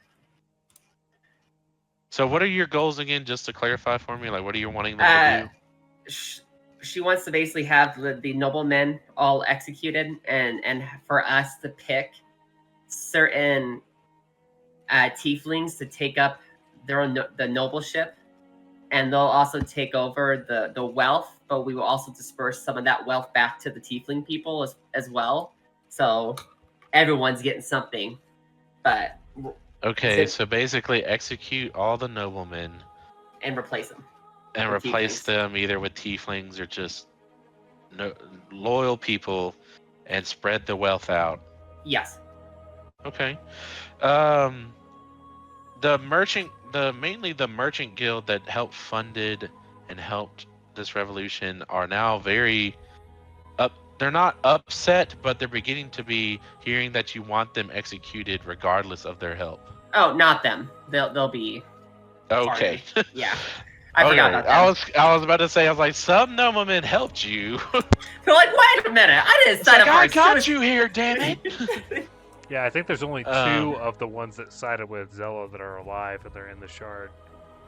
Yeah, the only ones that sided with Zella remained in the castle, and only two of those are alive. The rest have fled, or abandoning their wealth and title, or have been killed by the party, or just the people outside. Oh, perfect. Then we'll find people to basically who are willing to take up their roles and such. Okay. Yeah, the tieflings agree to this. I thought for some reason you said they were going to help you gain your divine power. No, she's just saying that she is going to be a god, and that she's willing to give her reputation and everything as a city. And I mean, at some point she will erect a temple for people who do wish to worship her. But right now, it's just about starting somewhere and getting more wealth for my horde to make me stronger. So Okay. therefore, All right. Is there anything else anybody would like to speech upon now, or hold your peace?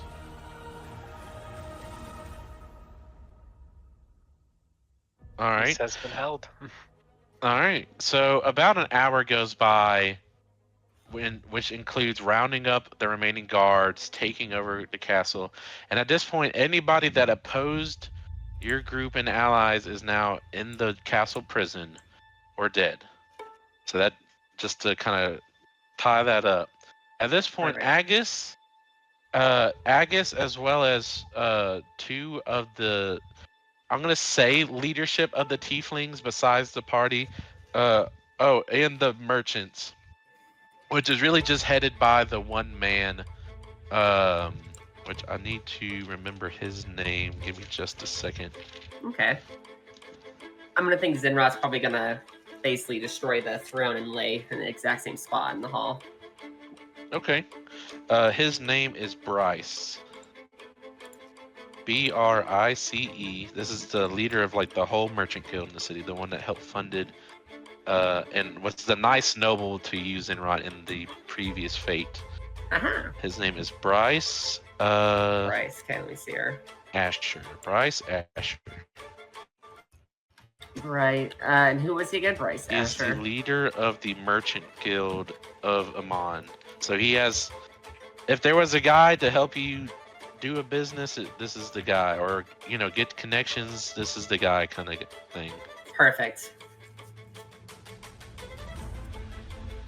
All She'll right, probably so make him an advisor. he and Agus, as well as the head tieflings, come up to the group. Basically, during your rest up inside the castle. So, that was a long and hard fight. Rayla, I'm honestly surprised you're still holding it together, because I wasn't sure for a little while there. This is Agus talking, by the way. So what's the plan, and how did it go with Zella Lacroix?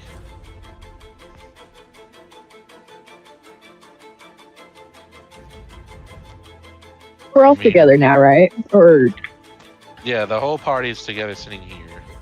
He's basically, he's just kind of throwing it right into your face, like the reality, like, there's no leadership here now except for these two, this merchant guy and the tieflings. It's like somebody's got to rule, the city's got to still operate. And that's what Zinra wants to do. And I'm going to say that's what you tell him. Well, that's fine and all. I mean, if you want to rule a city, that's your prerogative. I don't think many people would have a quorum with it in this city. But and not to be brash or really mean in any way, but have you ever led an entire kingdom this large before? And also, if you wish to acquire godhood, I don't think you'll be doing it on a dusty throne. I must start somewhere. And some things have come to light. And that's why I will need advisors I can trust to help me run this city. Would you be willing? You'd have a higher seat of power.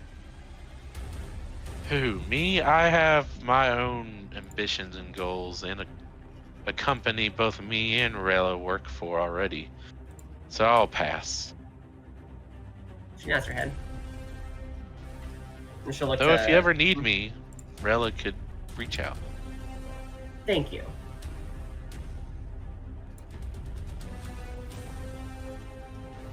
Can we get a change of music too while we're at it? Yes, of course. What would you like?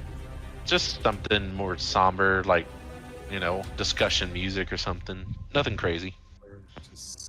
Gosh. Somber discussion. Does anybody else respond to his inquiries of what's next for the party? What are your goals? What are y'all gonna do now? So just kind of looks away because he's not a clue. Yeah, the thought of living in a castle or a town this huge probably is not your favorite. Nope. How's this? Sure. First thing must be done is getting a proper authority in place and getting the city back up and running fully.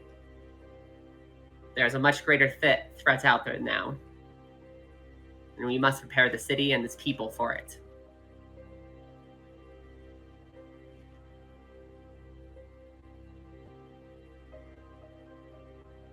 Okay. Well, I wish I could help with that, but my group more specifies in assassination and spy work, so I can't really help you there, nor do I have the authority. Do you have a leader? A spy network could be very valuable. Well, of course we have a leader. Can you arrange a meeting between me and the leader? Possibly, yes, that might be doable. She's gonna look at Acteza and Rayla and Sakira and go, now I've made my moves. But how you all feel about it?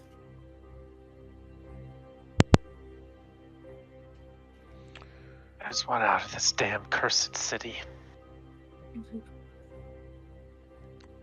Well,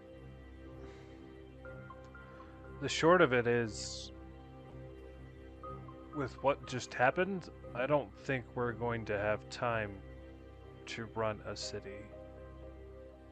And to be honest, I wasn't under the impression that was ever our intention of becoming the rulers of the city. It was to give it back to the people.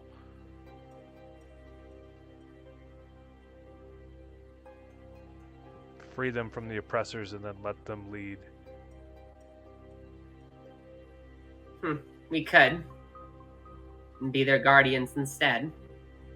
But with whatever this thing that we're facing, Mother, we need a base of operations, and we'll need time to figure out what we're going to do. We have no idea where it went. And we already have the base of operations. That's why I don't think we're on the same page, which is fine. But we already have our shard to operate from. In a mansion. But ultimately, I don't know where this foe is going to strike. They appear to be in some connection to the Eldritch gods, which the majority of them deal in chaos. Their whole purpose is to sow chaos. Whether they are actually an Eldritch god or a lesser is fairly irrelevant because we are not prepared for it. I agree. That's why I feel like we could build our strength through the city for us to be able to challenge whatever may come, but that is my personal feelings. And she'll look to Sakira and Izlik and Rayla. We need to discuss what the group is doing. Where are we going? What do you all feel?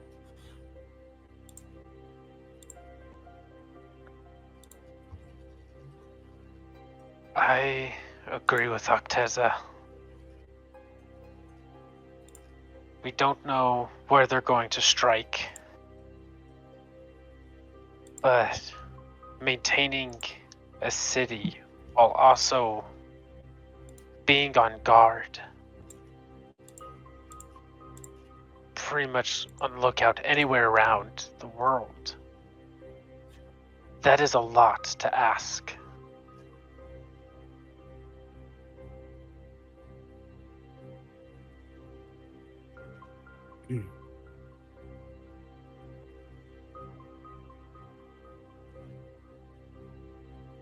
But what's wrong with allowing things to make the first move?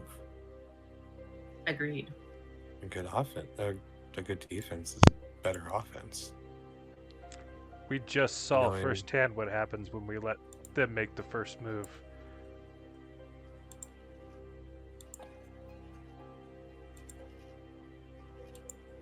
I think the issue I face is I don't know where to even start, where to even begin.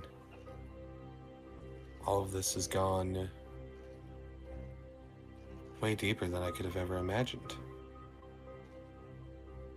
How about we start with this? I know Acteza, Zinrat, both of you have kind of mentioned in passing your parents being some kind of deities. Would they, by chance, be able to give us any information? It's possible, but they don't. It's not like a mortal's mom and dad that you can go up and just ask for information. I understand. But it's worth a shot.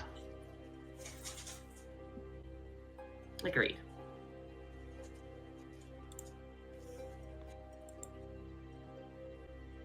What about you, Acteza? It's a longer shot to get information from them. The only contact I've had with my father in the last 500 years is Telero, who doesn't speak.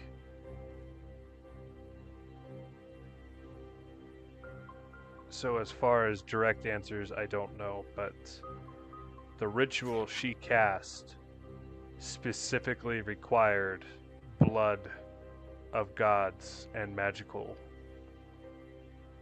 races, which is why she was using tieflings and why she specifically targeted Zinrat and I during the battle.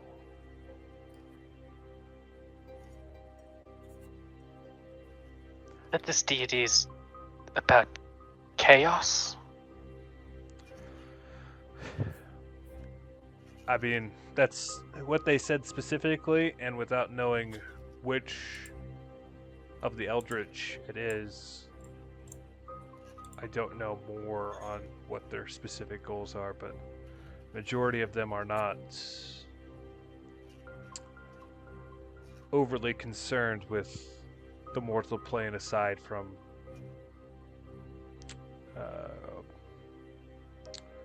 I guess colloquially we would say fucking it up.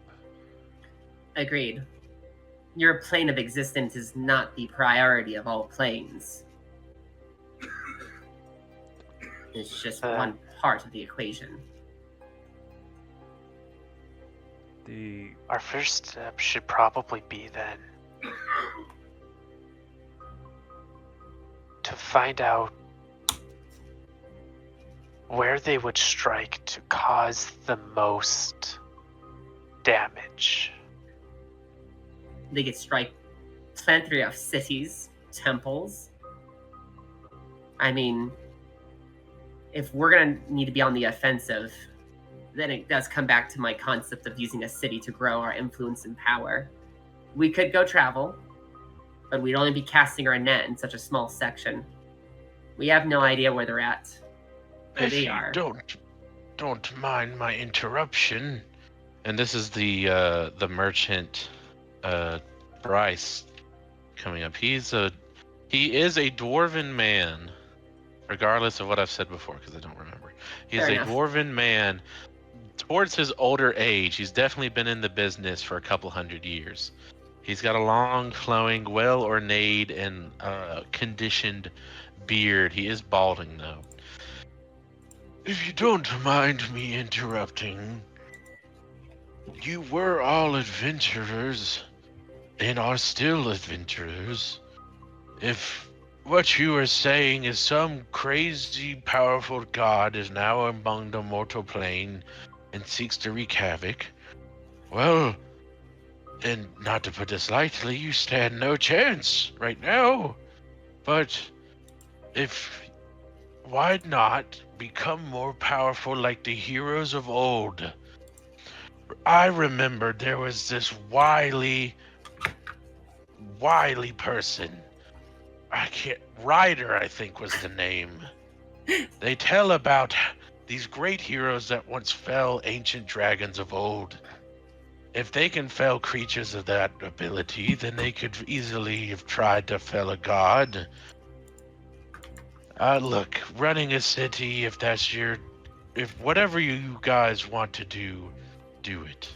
But in this old man's opinion, there's plenty of magical gear and things and power to be attained by going and getting experience in the world. I agree with Agus here. Sitting around on an old dusty throne and having others do the work for you does not make you the powerful person. At least in the sense to fight gods, in my opinion. Now, when it comes to helping, I don't mind to help connections. I know the Adventurers Guild has plenty of quests that need undertaking, but I also can help set you up with people that own magic shops or just people in higher places. That could work, and I could start increasing my fortune, which could increase my hoard. But where should we go? She'll look to the group. Well, I think for me personally, I'd like to go back to my cottage and relax. But after that, probably meeting with the Adventuring Guild. There seemed to be a fairly powerful spellcaster there that might be able to direct us in the correct way. And who knows, we might have ranked up a couple ranks off of overthrowing a government. Yeah, I say that's no easy feat. The whole point was to gain access to their knowledge on the gods and deeper knowledge, or inner workings of the stronger beings, which required us to be of a higher rank. So, me personally, I don't think anything as far as my plan has changed. If any of you feel that running the city is going to make you closer to achieving your own goals, by all means. But I feel that it would just divert my attention from my main purpose. Agreed. Right? Because I believe the main goal for you was to get access to forbidden knowledge among the Adventurers Guild. We should. So, Meta-wise, do you guys want to do like a small? I don't know. I guess it's also up to GM. Do like all of our characters want to take a little bit of time off from everything we've gone through, or are we just going to kind of heal and find the next quest to go on? I just don't know the direction the whole group wants to go, guys. I'm fine with either of those. A time skip, whatever you need. I think Acteza's decision was going to be based off of whatever research she got from the Adventuring Guild on the next morning, but she would want to go back to the cottage and rest. Agus is going to step up at this point with the indecisiveness. Look, I see we're not coming to much of an agreement. I have to go back and take care of affairs with the spy network. We have people all over the place watching nefarious deeds, doing all the things, the classical information network. I have to go take care of some business with my people, which means I'll be gone for a good while. As for meeting with our leader, she's an extremely busy person, so it might be a couple of months before a meeting with her is even in place. Besides, you all seem very powerful, but I believe I agree with what the merchant said. You could all continue to grow your power, get magical items, whatever you have to do. If we're fighting a god here, we need every little advantage we can get. And I mean, sure, you can take the treasure or some of the treasure within this city to help fund that, but outside of that, you still have to find magic items or buy them in some regard. Agreed. So you might as well continue to be adventurous. let's go to the shard, get some rest, and then, when we can, go to the the Adventurers Guild. Take up some quests. Maybe we'll find more information on those quests. Hell, you found me on one of them. It was probably exactly planned. Might get more information, but we'll definitely get more powerful. Zara will nod to that and look to Brycer. Can we talk tomorrow? Bryce? Well, of course. I mean, there's a lot of paperwork and things to be done. A merchant guild, we're going to try to work with the masonry and the blacksmiths to try to get the city repaired. Just based off of rough estimates, it'll probably take about half a month to a month to get everything back in order. I would like to help be a foundation in that and put my money into it to get a better return as well. But we'll talk tomorrow about that, and she'll flick her tail and open the portal to the shard. Okay. Bryce will pull Rayla to the side, real quick. The owner of the magic shop down there, he noticed that you were one of the ones that didn't come by anything. He told me to bring this to you, I guess as a favor for helping the city so much. And he hands you this very well ornately looking knife, and it has like a demon head at the hilt. That's cool. Or like what looks like a demon head at the hilt. He didn't really tell me what it does, but yeah, he said you like daggers or something. And he'll just take his leave.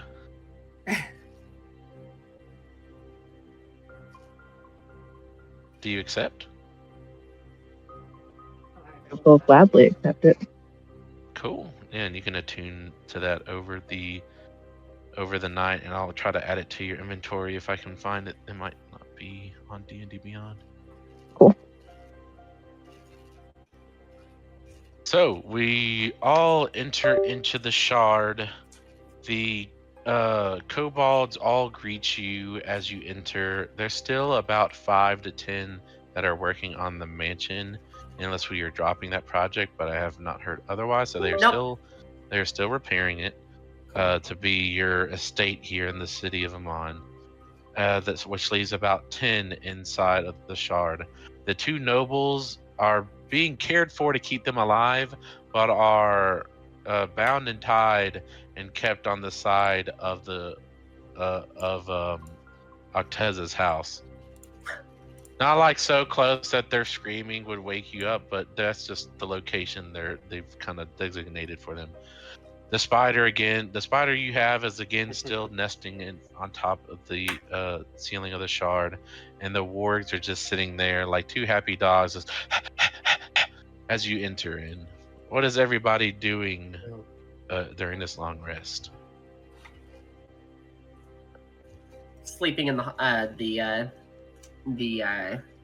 heated water. She's gonna go in there and sleep. The hot springs, I hear you. Yes. I hear you.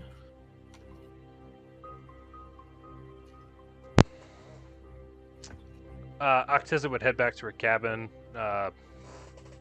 making a nice cup of tea, and kind of just decompressing.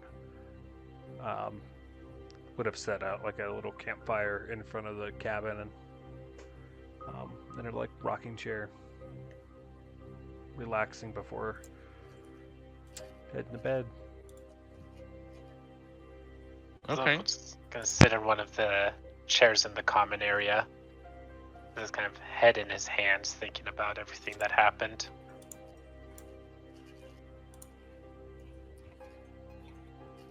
Okay. Your house, by this point, after the time, is made. So it's not a log cabin as Acteza's is, but it is embedded in the wall. It's about the same kind of square footage, which I'll say about 1,000 square feet. House is it's nice. You have a nice master bedroom, a good sized living area, as well as some storage space for any items. Okay. And I'll just sit near like the front porch. Sure.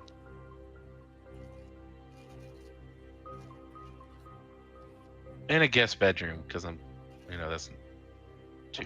Why not? Okay. We'll come back to you because there's something that'll happen for you, Bazok. Rayla, what are you doing after receiving this beautiful ordained knife? I'm gonna go into my room. You said I need to attune to it, right? Yes. So I will go ahead and attune to it during the long rest. Sure. That'll take about an hour to complete. After doing so, you look over this knife. It is very sharp. Almost looking at it, you feel like you're cutting yourself by just looking at this knife. The knife, after you attune to it, is Rakdos Reich knife. It is a legendary knife. It is a +1 to attack and damage rolls and can store up to 5 different souls maximum. Each soul is imprisoned in the dagger, and your attacks with it deal an extra 1d4 necrotic damage on hit. While the dagger is within 5 feet of you, your dreams are haunted by whispers of these trapped souls. And I won't say it's enough to get you exhaustion points, but they do talk to you in your dreams. The dagger has the following additional properties just to help you along. As a bonus action, you can release any number of the stored souls and regain additional 1d10 hit points per soul released. Annihilation. If the dagger holds 5 souls, you can use this property, releasing all souls reaction immediately after you hit it. It uses your reaction, but on a hit, you can release all the souls dealing damage to that target. If the target has less than 75 hit points, it must succeed a DC con save or die. Oh. Now, I will preface this. This will not work on all creatures, aka bosses. Oh man. Damn you to But- hell! But it is nice to just be able to one-shot something once it's low enough. I will put a restriction that can only be used twice per day, though. Fair. Or no, actually, it already says it. You can only use it once, so we'll do that. Fair. Okay. Very powerful, but also very limited.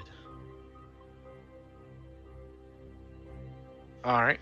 So that is what you do. What about you, Sakira? Is it the usual, I presume, or is it different this time? Usual but different. Okay. So, we're still like in like the Empire, right? You are. You would come out in Amon, yes, but you're in the Shard right now.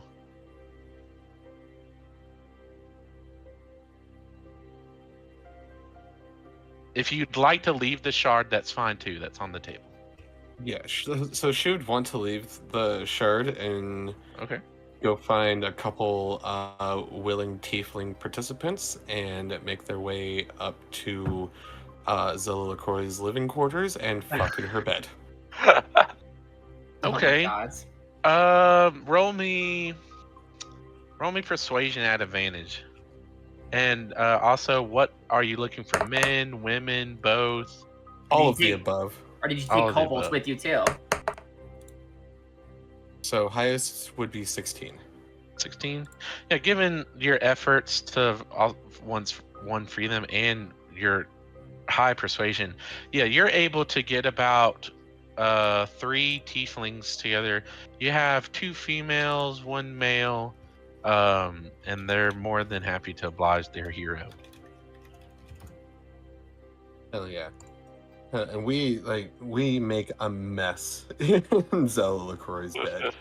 Oh yeah, it was fine satin silk, and silk. Lord, I'm running out of words.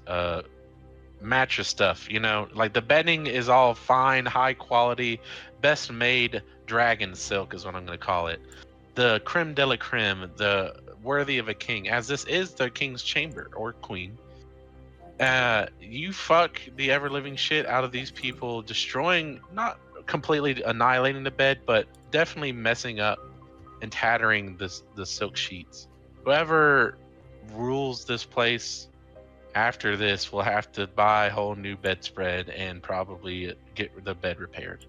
Oh yeah, like I'm gonna say like there's claw marks in like wooden bedposts and stuff, and like there's so many different miscellaneous fluids on those sheets. You can't tell what is what or whose is whose. I'm going to take my own narrative liberty and say it is so aggressive because you're taking some rage out, having not been able to do the finishing blow on Zella Lacroix. Well, oh yeah, the male tiefling becomes my bitch. Yeah, there's some hate fucking going on. She uses a thaumaturgy to summon a giant dildo or strap on. I'm not even the person you're mad at. Okay, I think. And did we cover you, Acteza? Okay, so Acteza, you're just relaxing your room. Then Rot's relaxing. Bazelk, we're about to get to you. It's brooding. Okay. Yeah, you're brooding, Batman. Rella is got her soul knife now, is what I'm gonna call it. And is attuning to that. Acteza, while you're sleeping, what is it? What's his name? I know your owl familiar is perched up sleeping, I'm sure, but the cute little octopus. Where is his name? Oh, Tellero is definitely cuddled up closer to you. You actually hear in your mind as you begin to fall asleep, I miss him.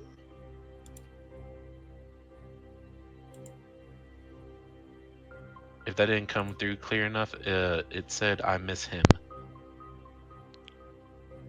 You said it was Huh. while I was sleeping? Before you fall away to slumber.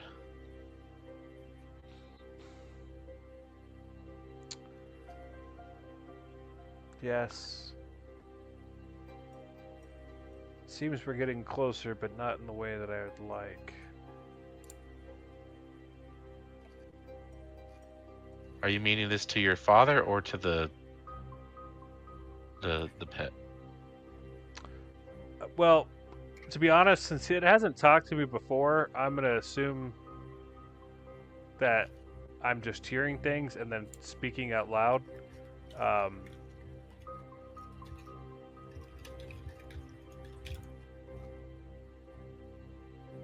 Yeah, you once again hear in your mind, your father misses you.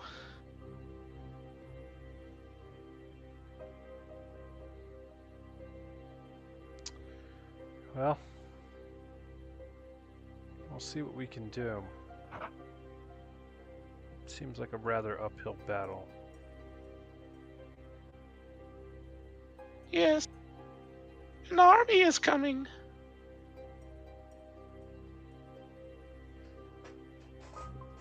You said what? What was that? An army. Oh, I thought you said. To be honest, it sounded like Narnia at first. I I was like, heard what the that fuck? I heard Narnia too. I was like, Oh. what the I thought it fuck? was a name, and I was like, okay, this might be important, but. An army is coming. And I don't think we're prepared for it. It's your brethren.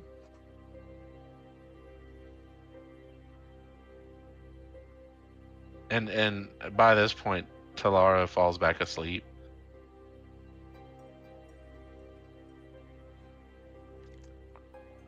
I would say it probably takes her a little bit after this, but she would go to sleep eventually. Okay. As for Bazilk, as everybody's fallen asleep at this point, you're still up brooding. Are you sitting? You said you're sitting in your lawn chair, or I guess the porch. Yeah, on the Lawn chair porch. on the porch. Yeah. As you're kind of sitting there thinking, almost instantaneously, you feel a deck of cards appear in your hand.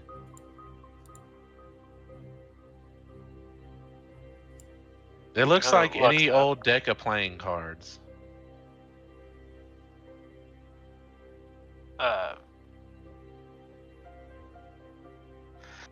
So kind of looks through them, kind of like fans them out. And looks up and so you sees- take them out? Yeah, it takes him out and like looks up to see if anybody dropped them in his hand, like if anyone's around him. Oh, good lord. So you pull all the cards, right? Wait. Wait. Just no. to clarify here. No. No, no. Do you Let's pull look up. any cards out? I'll pull. He accidentally on purpose. kind Wait, of did the- looking. oh, I go think ahead. kind of looking through them. He'll grab a single card. Grab a single card. All right. Fun. Let me just pull up something. Did the deck of many things appear to him? I think it did. I don't know. Did it? Did it not? Oh god. As soon as he said, "You're pulling all of them," oh god, I'm like, nope. Oh, you die. Yeah. Okay. I let's see die and what this everything does. around me dies. Let me pull up the deck of many things.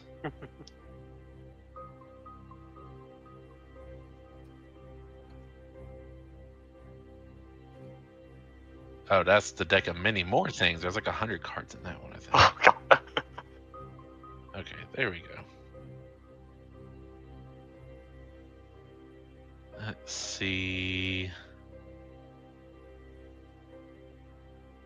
Well, where is it? Ah.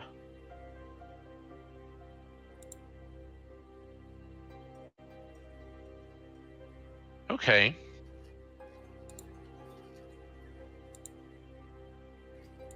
Let me think. I'm trying to think how I want to go about this. I had to re-roll it because I don't like that card. Which card is it? Balance. It was the original pull. Like it changes your alignment, which I don't really care for. I don't agree with doing all that. Hmm. Your second pull though. Where is it? Oh, it might be down lower.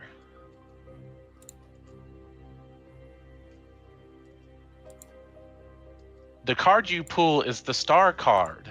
You can increase one of your ability scores by 2 above the maximum of 20. You cannot exceed 24 though.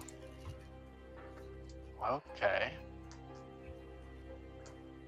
Let's see. And the card vanishes from your hand when that happens.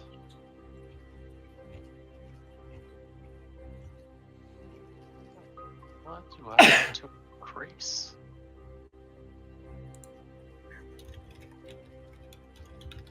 I guess I'll increase my wisdom. Okay. Just remember you put those points there because later on if you end up maxing out wisdom, you can go up 2 higher than that. Okay. Because these Yeah, I kind of did stack them. on top. Yeah, I put them in my like other modifier section of the wisdom. Okay. Do you pull any more cards?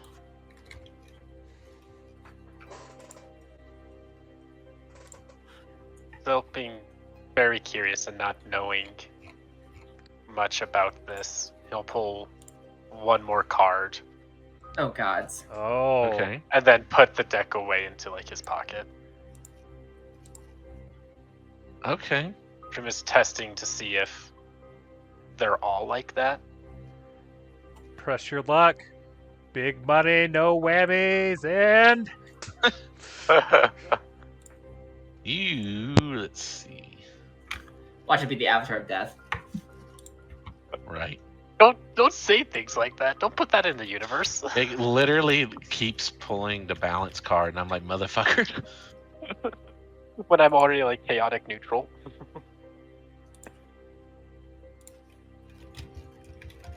Interesting. Okay, nothing happens at this time because I'll have to decide this later. And with him pocketing the cards, do I lose magic, like some of my strength? Yes, you do feel a noticeable shift since he specifically said he kept the cards. Oh, okay. I'll have a You do reaction. lose some strength. I'll have a reaction to that when he's done. Then. Okay. So Bazzote, is that it? You pocket the cards and go off? Yep, and go to bed. Okay. Yeah, you feel that presence. Do you do anything now or wait? Is anyone near the hot springs? I believe it's only you. Everybody else is within their quarters or not even in the shard. She's gonna fire her singularity breath from under the water out, from just pure rage. Okay. Okay. No. Yeah, you do that. The water in the hot tub starts to bubble more and more and more until a white beam just shoots out and starts hitting the roof, causing a loud crack noise to echo through the shard. Okay. As she's gonna like crawl her way out of the hot springs and rush to her hoard, and she just starts to sniff and lick at it. And she goes, Who stole from me in my home? Oh no. Yeah, this is loud enough to like get anybody's attention.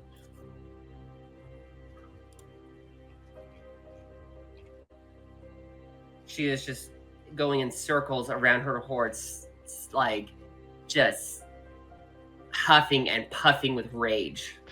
Yeah, the kobolds are all now awake and they're like, "Oh God, she's mad!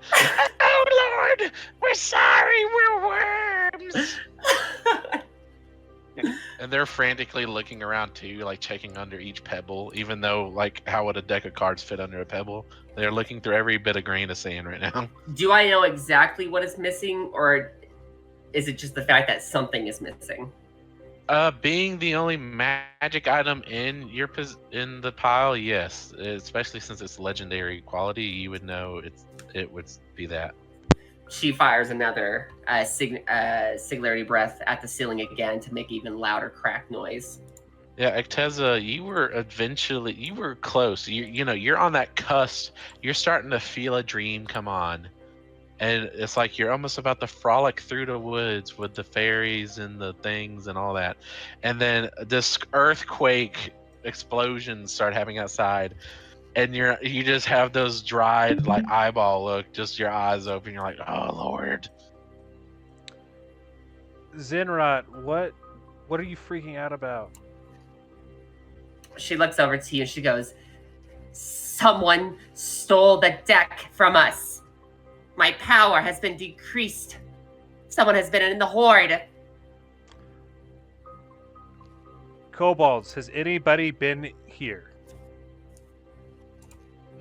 Just outside of the nobles, but they've been tied up. And then you guys? Zinrat, I don't think anybody's been here. If you're talking about the deck of many things, didn't we have not too long ago where it duplicated and appeared to everybody on the shard? This one is different. I felt it. It's gone.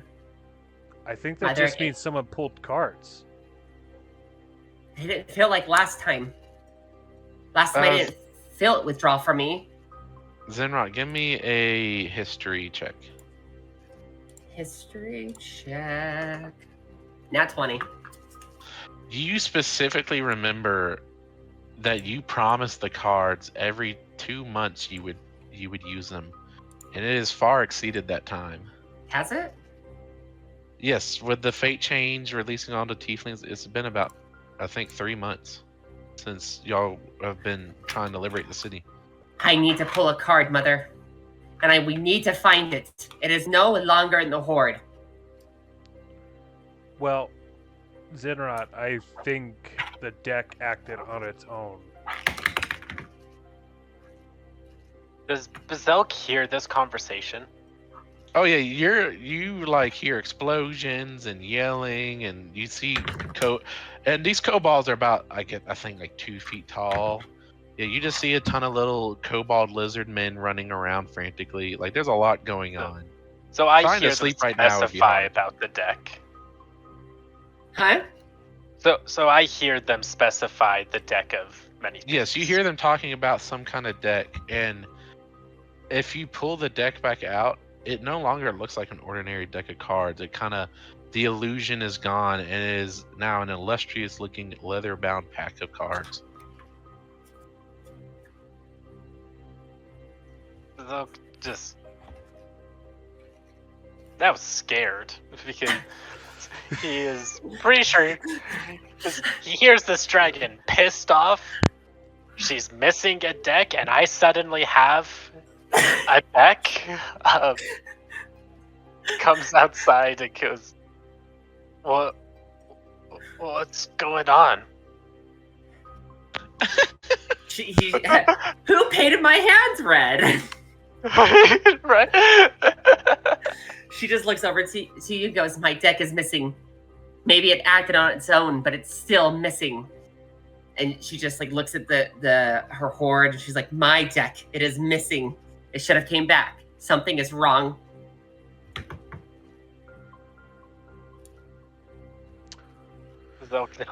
Just pulls out the deck.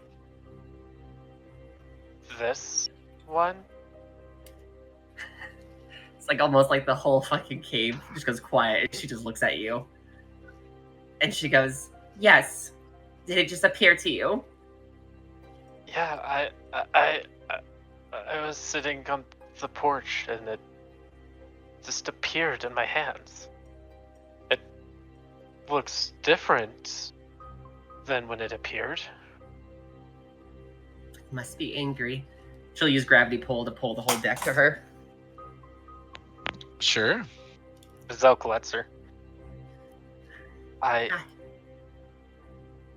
What does it do?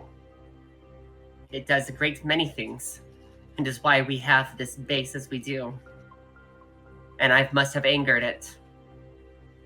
And for that I'm sorry, deck. As she's going to pull 2 cards. Okay.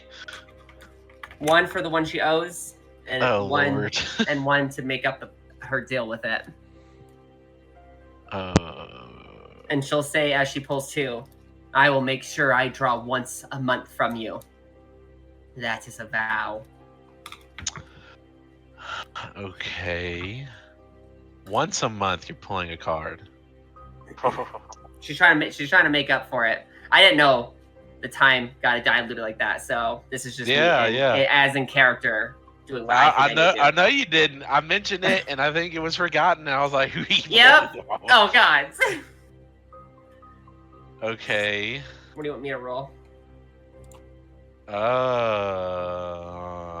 Nothing right now. I gotta think. Okay. You've pulled some interesting cards. But no more wish spell cards, so let me roll and see what happens. I'm actually pulling these myself. Oh, that's right. I forgot. Never mind. It's not a roll. I just pulled it up. Don't hold back, though. So you pulled the Vizier card. At any time you choose within 1 year of drawing this card, you can ask a question in meditation and mentally receive a truthful answer to that question. Besides information, the answer helps you solve a puzzling problem or other dilemma. In other words, the knowledge comes from wisdom on how to apply it. Or the knowledge comes with the wisdom on how to apply it. As for the other card, you pulled the Void. This black card spells disaster. Your soul is drawn from your body and contained in an object in a place of my choosing.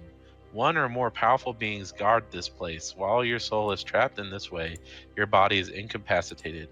A wish spell can't restore your soul, but the spell reveals the location of the object that it holds. You can draw no more cards. Holy shit. Oh wait, hold I'll up. give you at least the full rest goes through. So you receive a long rest, and I'll give you another couple moments if you want to say anything or do anything, but there's nothing to prevent this from happening. She'll look to Acteza as her eyes just kind of widen. She goes, "I'm sorry." as your body slumps to the ground. It looks like you're in a deep coma, as now you are just floating. You feel as if you are floating in a void. You see nothing, you feel nothing, but you can tell you are trapped in something. Holy shit! Oh my god. And we're only level 6. There's. Do I have to my make a new God. character? Hold on, let me read it. I mean, I don't want you to hold your punches, but like, holy shit, I was not expecting that. The spell, it says the spell reveals the location of the object that holds it. So That's if we use a wish spell. Which we don't Oh, have. that is if a. Yeah, I guess so. So we Holy have no fucking clue where she's at. She could be Holy shit! She Anywhere. disappears. Her soul is ripped from her body. Well, part of it, because half of her soul's in the phylactery. The other half is now gone. One or more powerful beings guard this place, and a wish spell can tell you where it is, but outside of that, nothing else. Holy shit! I left one bad card. Well, really two. And you pulled that one. It's Akira's fucking while all this is happening. I will say, I won't limit it so much as a wish. I will say you could get divine intervention, because a god could use wish themselves, I guess, in a way. So there's a way to eventually find Zenrot. Yeah, but we don't even know what happened yet, right? Just that she fell down. No. She just collapsed. You Yeah. saw her pull one card, But we didn't see and the then card. you saw her pull a second one, and then the second one activated this like black void-looking vortex, and then she fell to the ground. Yeah, she looked at you in the eyes and basically said, "I'm sorry." And she her soul got sucked out. Just happened. I don't know. That The could have been me. I'll say at this point, the shard starts to rumble, and the kobolds are freaking out. They grab up the phylactery, the Smart. necklace. They grab up as much gold as possible, and whatever belongings they had, the nobles included, and they start running out of this place. And they look at both. They look at the party and say, "It's coming down." Bazalk gets the rest of the party. Anybody else here on the shard? We need to go. We'll retreat to the estates in Oman. Whatever happened to Zenrot, it seems to be affecting the shard since it's a part of her. Okay. Bazok runs over to Rayla's cabin and starts slamming on the door. Yeah, and the kobolds are carrying Zenrot's body out as well. That was like part of the first ago. There's about 10 kobolds, so they're getting a good portion of everything. All the items except the pile of gold would be the hardest part to get out in time. Well, she's got what, like Rayla. 1 million or so gold. We're not kidding. Yeah. Well, at least I got you guys at home before this happened. Holy shit! Yeah. Rayla, open up! Rayla comes out, ready to go, because she feels everything shaking. We need to go. Zenrot's unconscious. The shard's coming down. We need to leave. Rayla will go, alright, and just leave to where we go out.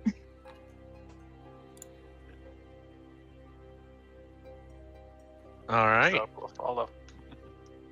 The shard is collapsing. I would say in over 30 minutes it'll take to finally fully collapse. The kobolds are able to save about 500,000 gold in total. Oh. All the magical items and belongings that were inside can come with you as you all teleport out in front the of the pets? mansion.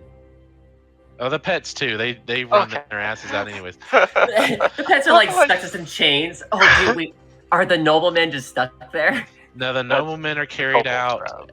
The only thing you lose is the shard itself, the magic that created it, as well as the 500,000 gold. The deck of many things is left inside Zenrot's hand as your not lifeless body is taken out. As you watch through the portal, the shard begins just to slowly crumble into a floating just hunk of crumbled rock and sand floating through space as the portal fizzes out and you are no longer able to summon it anymore.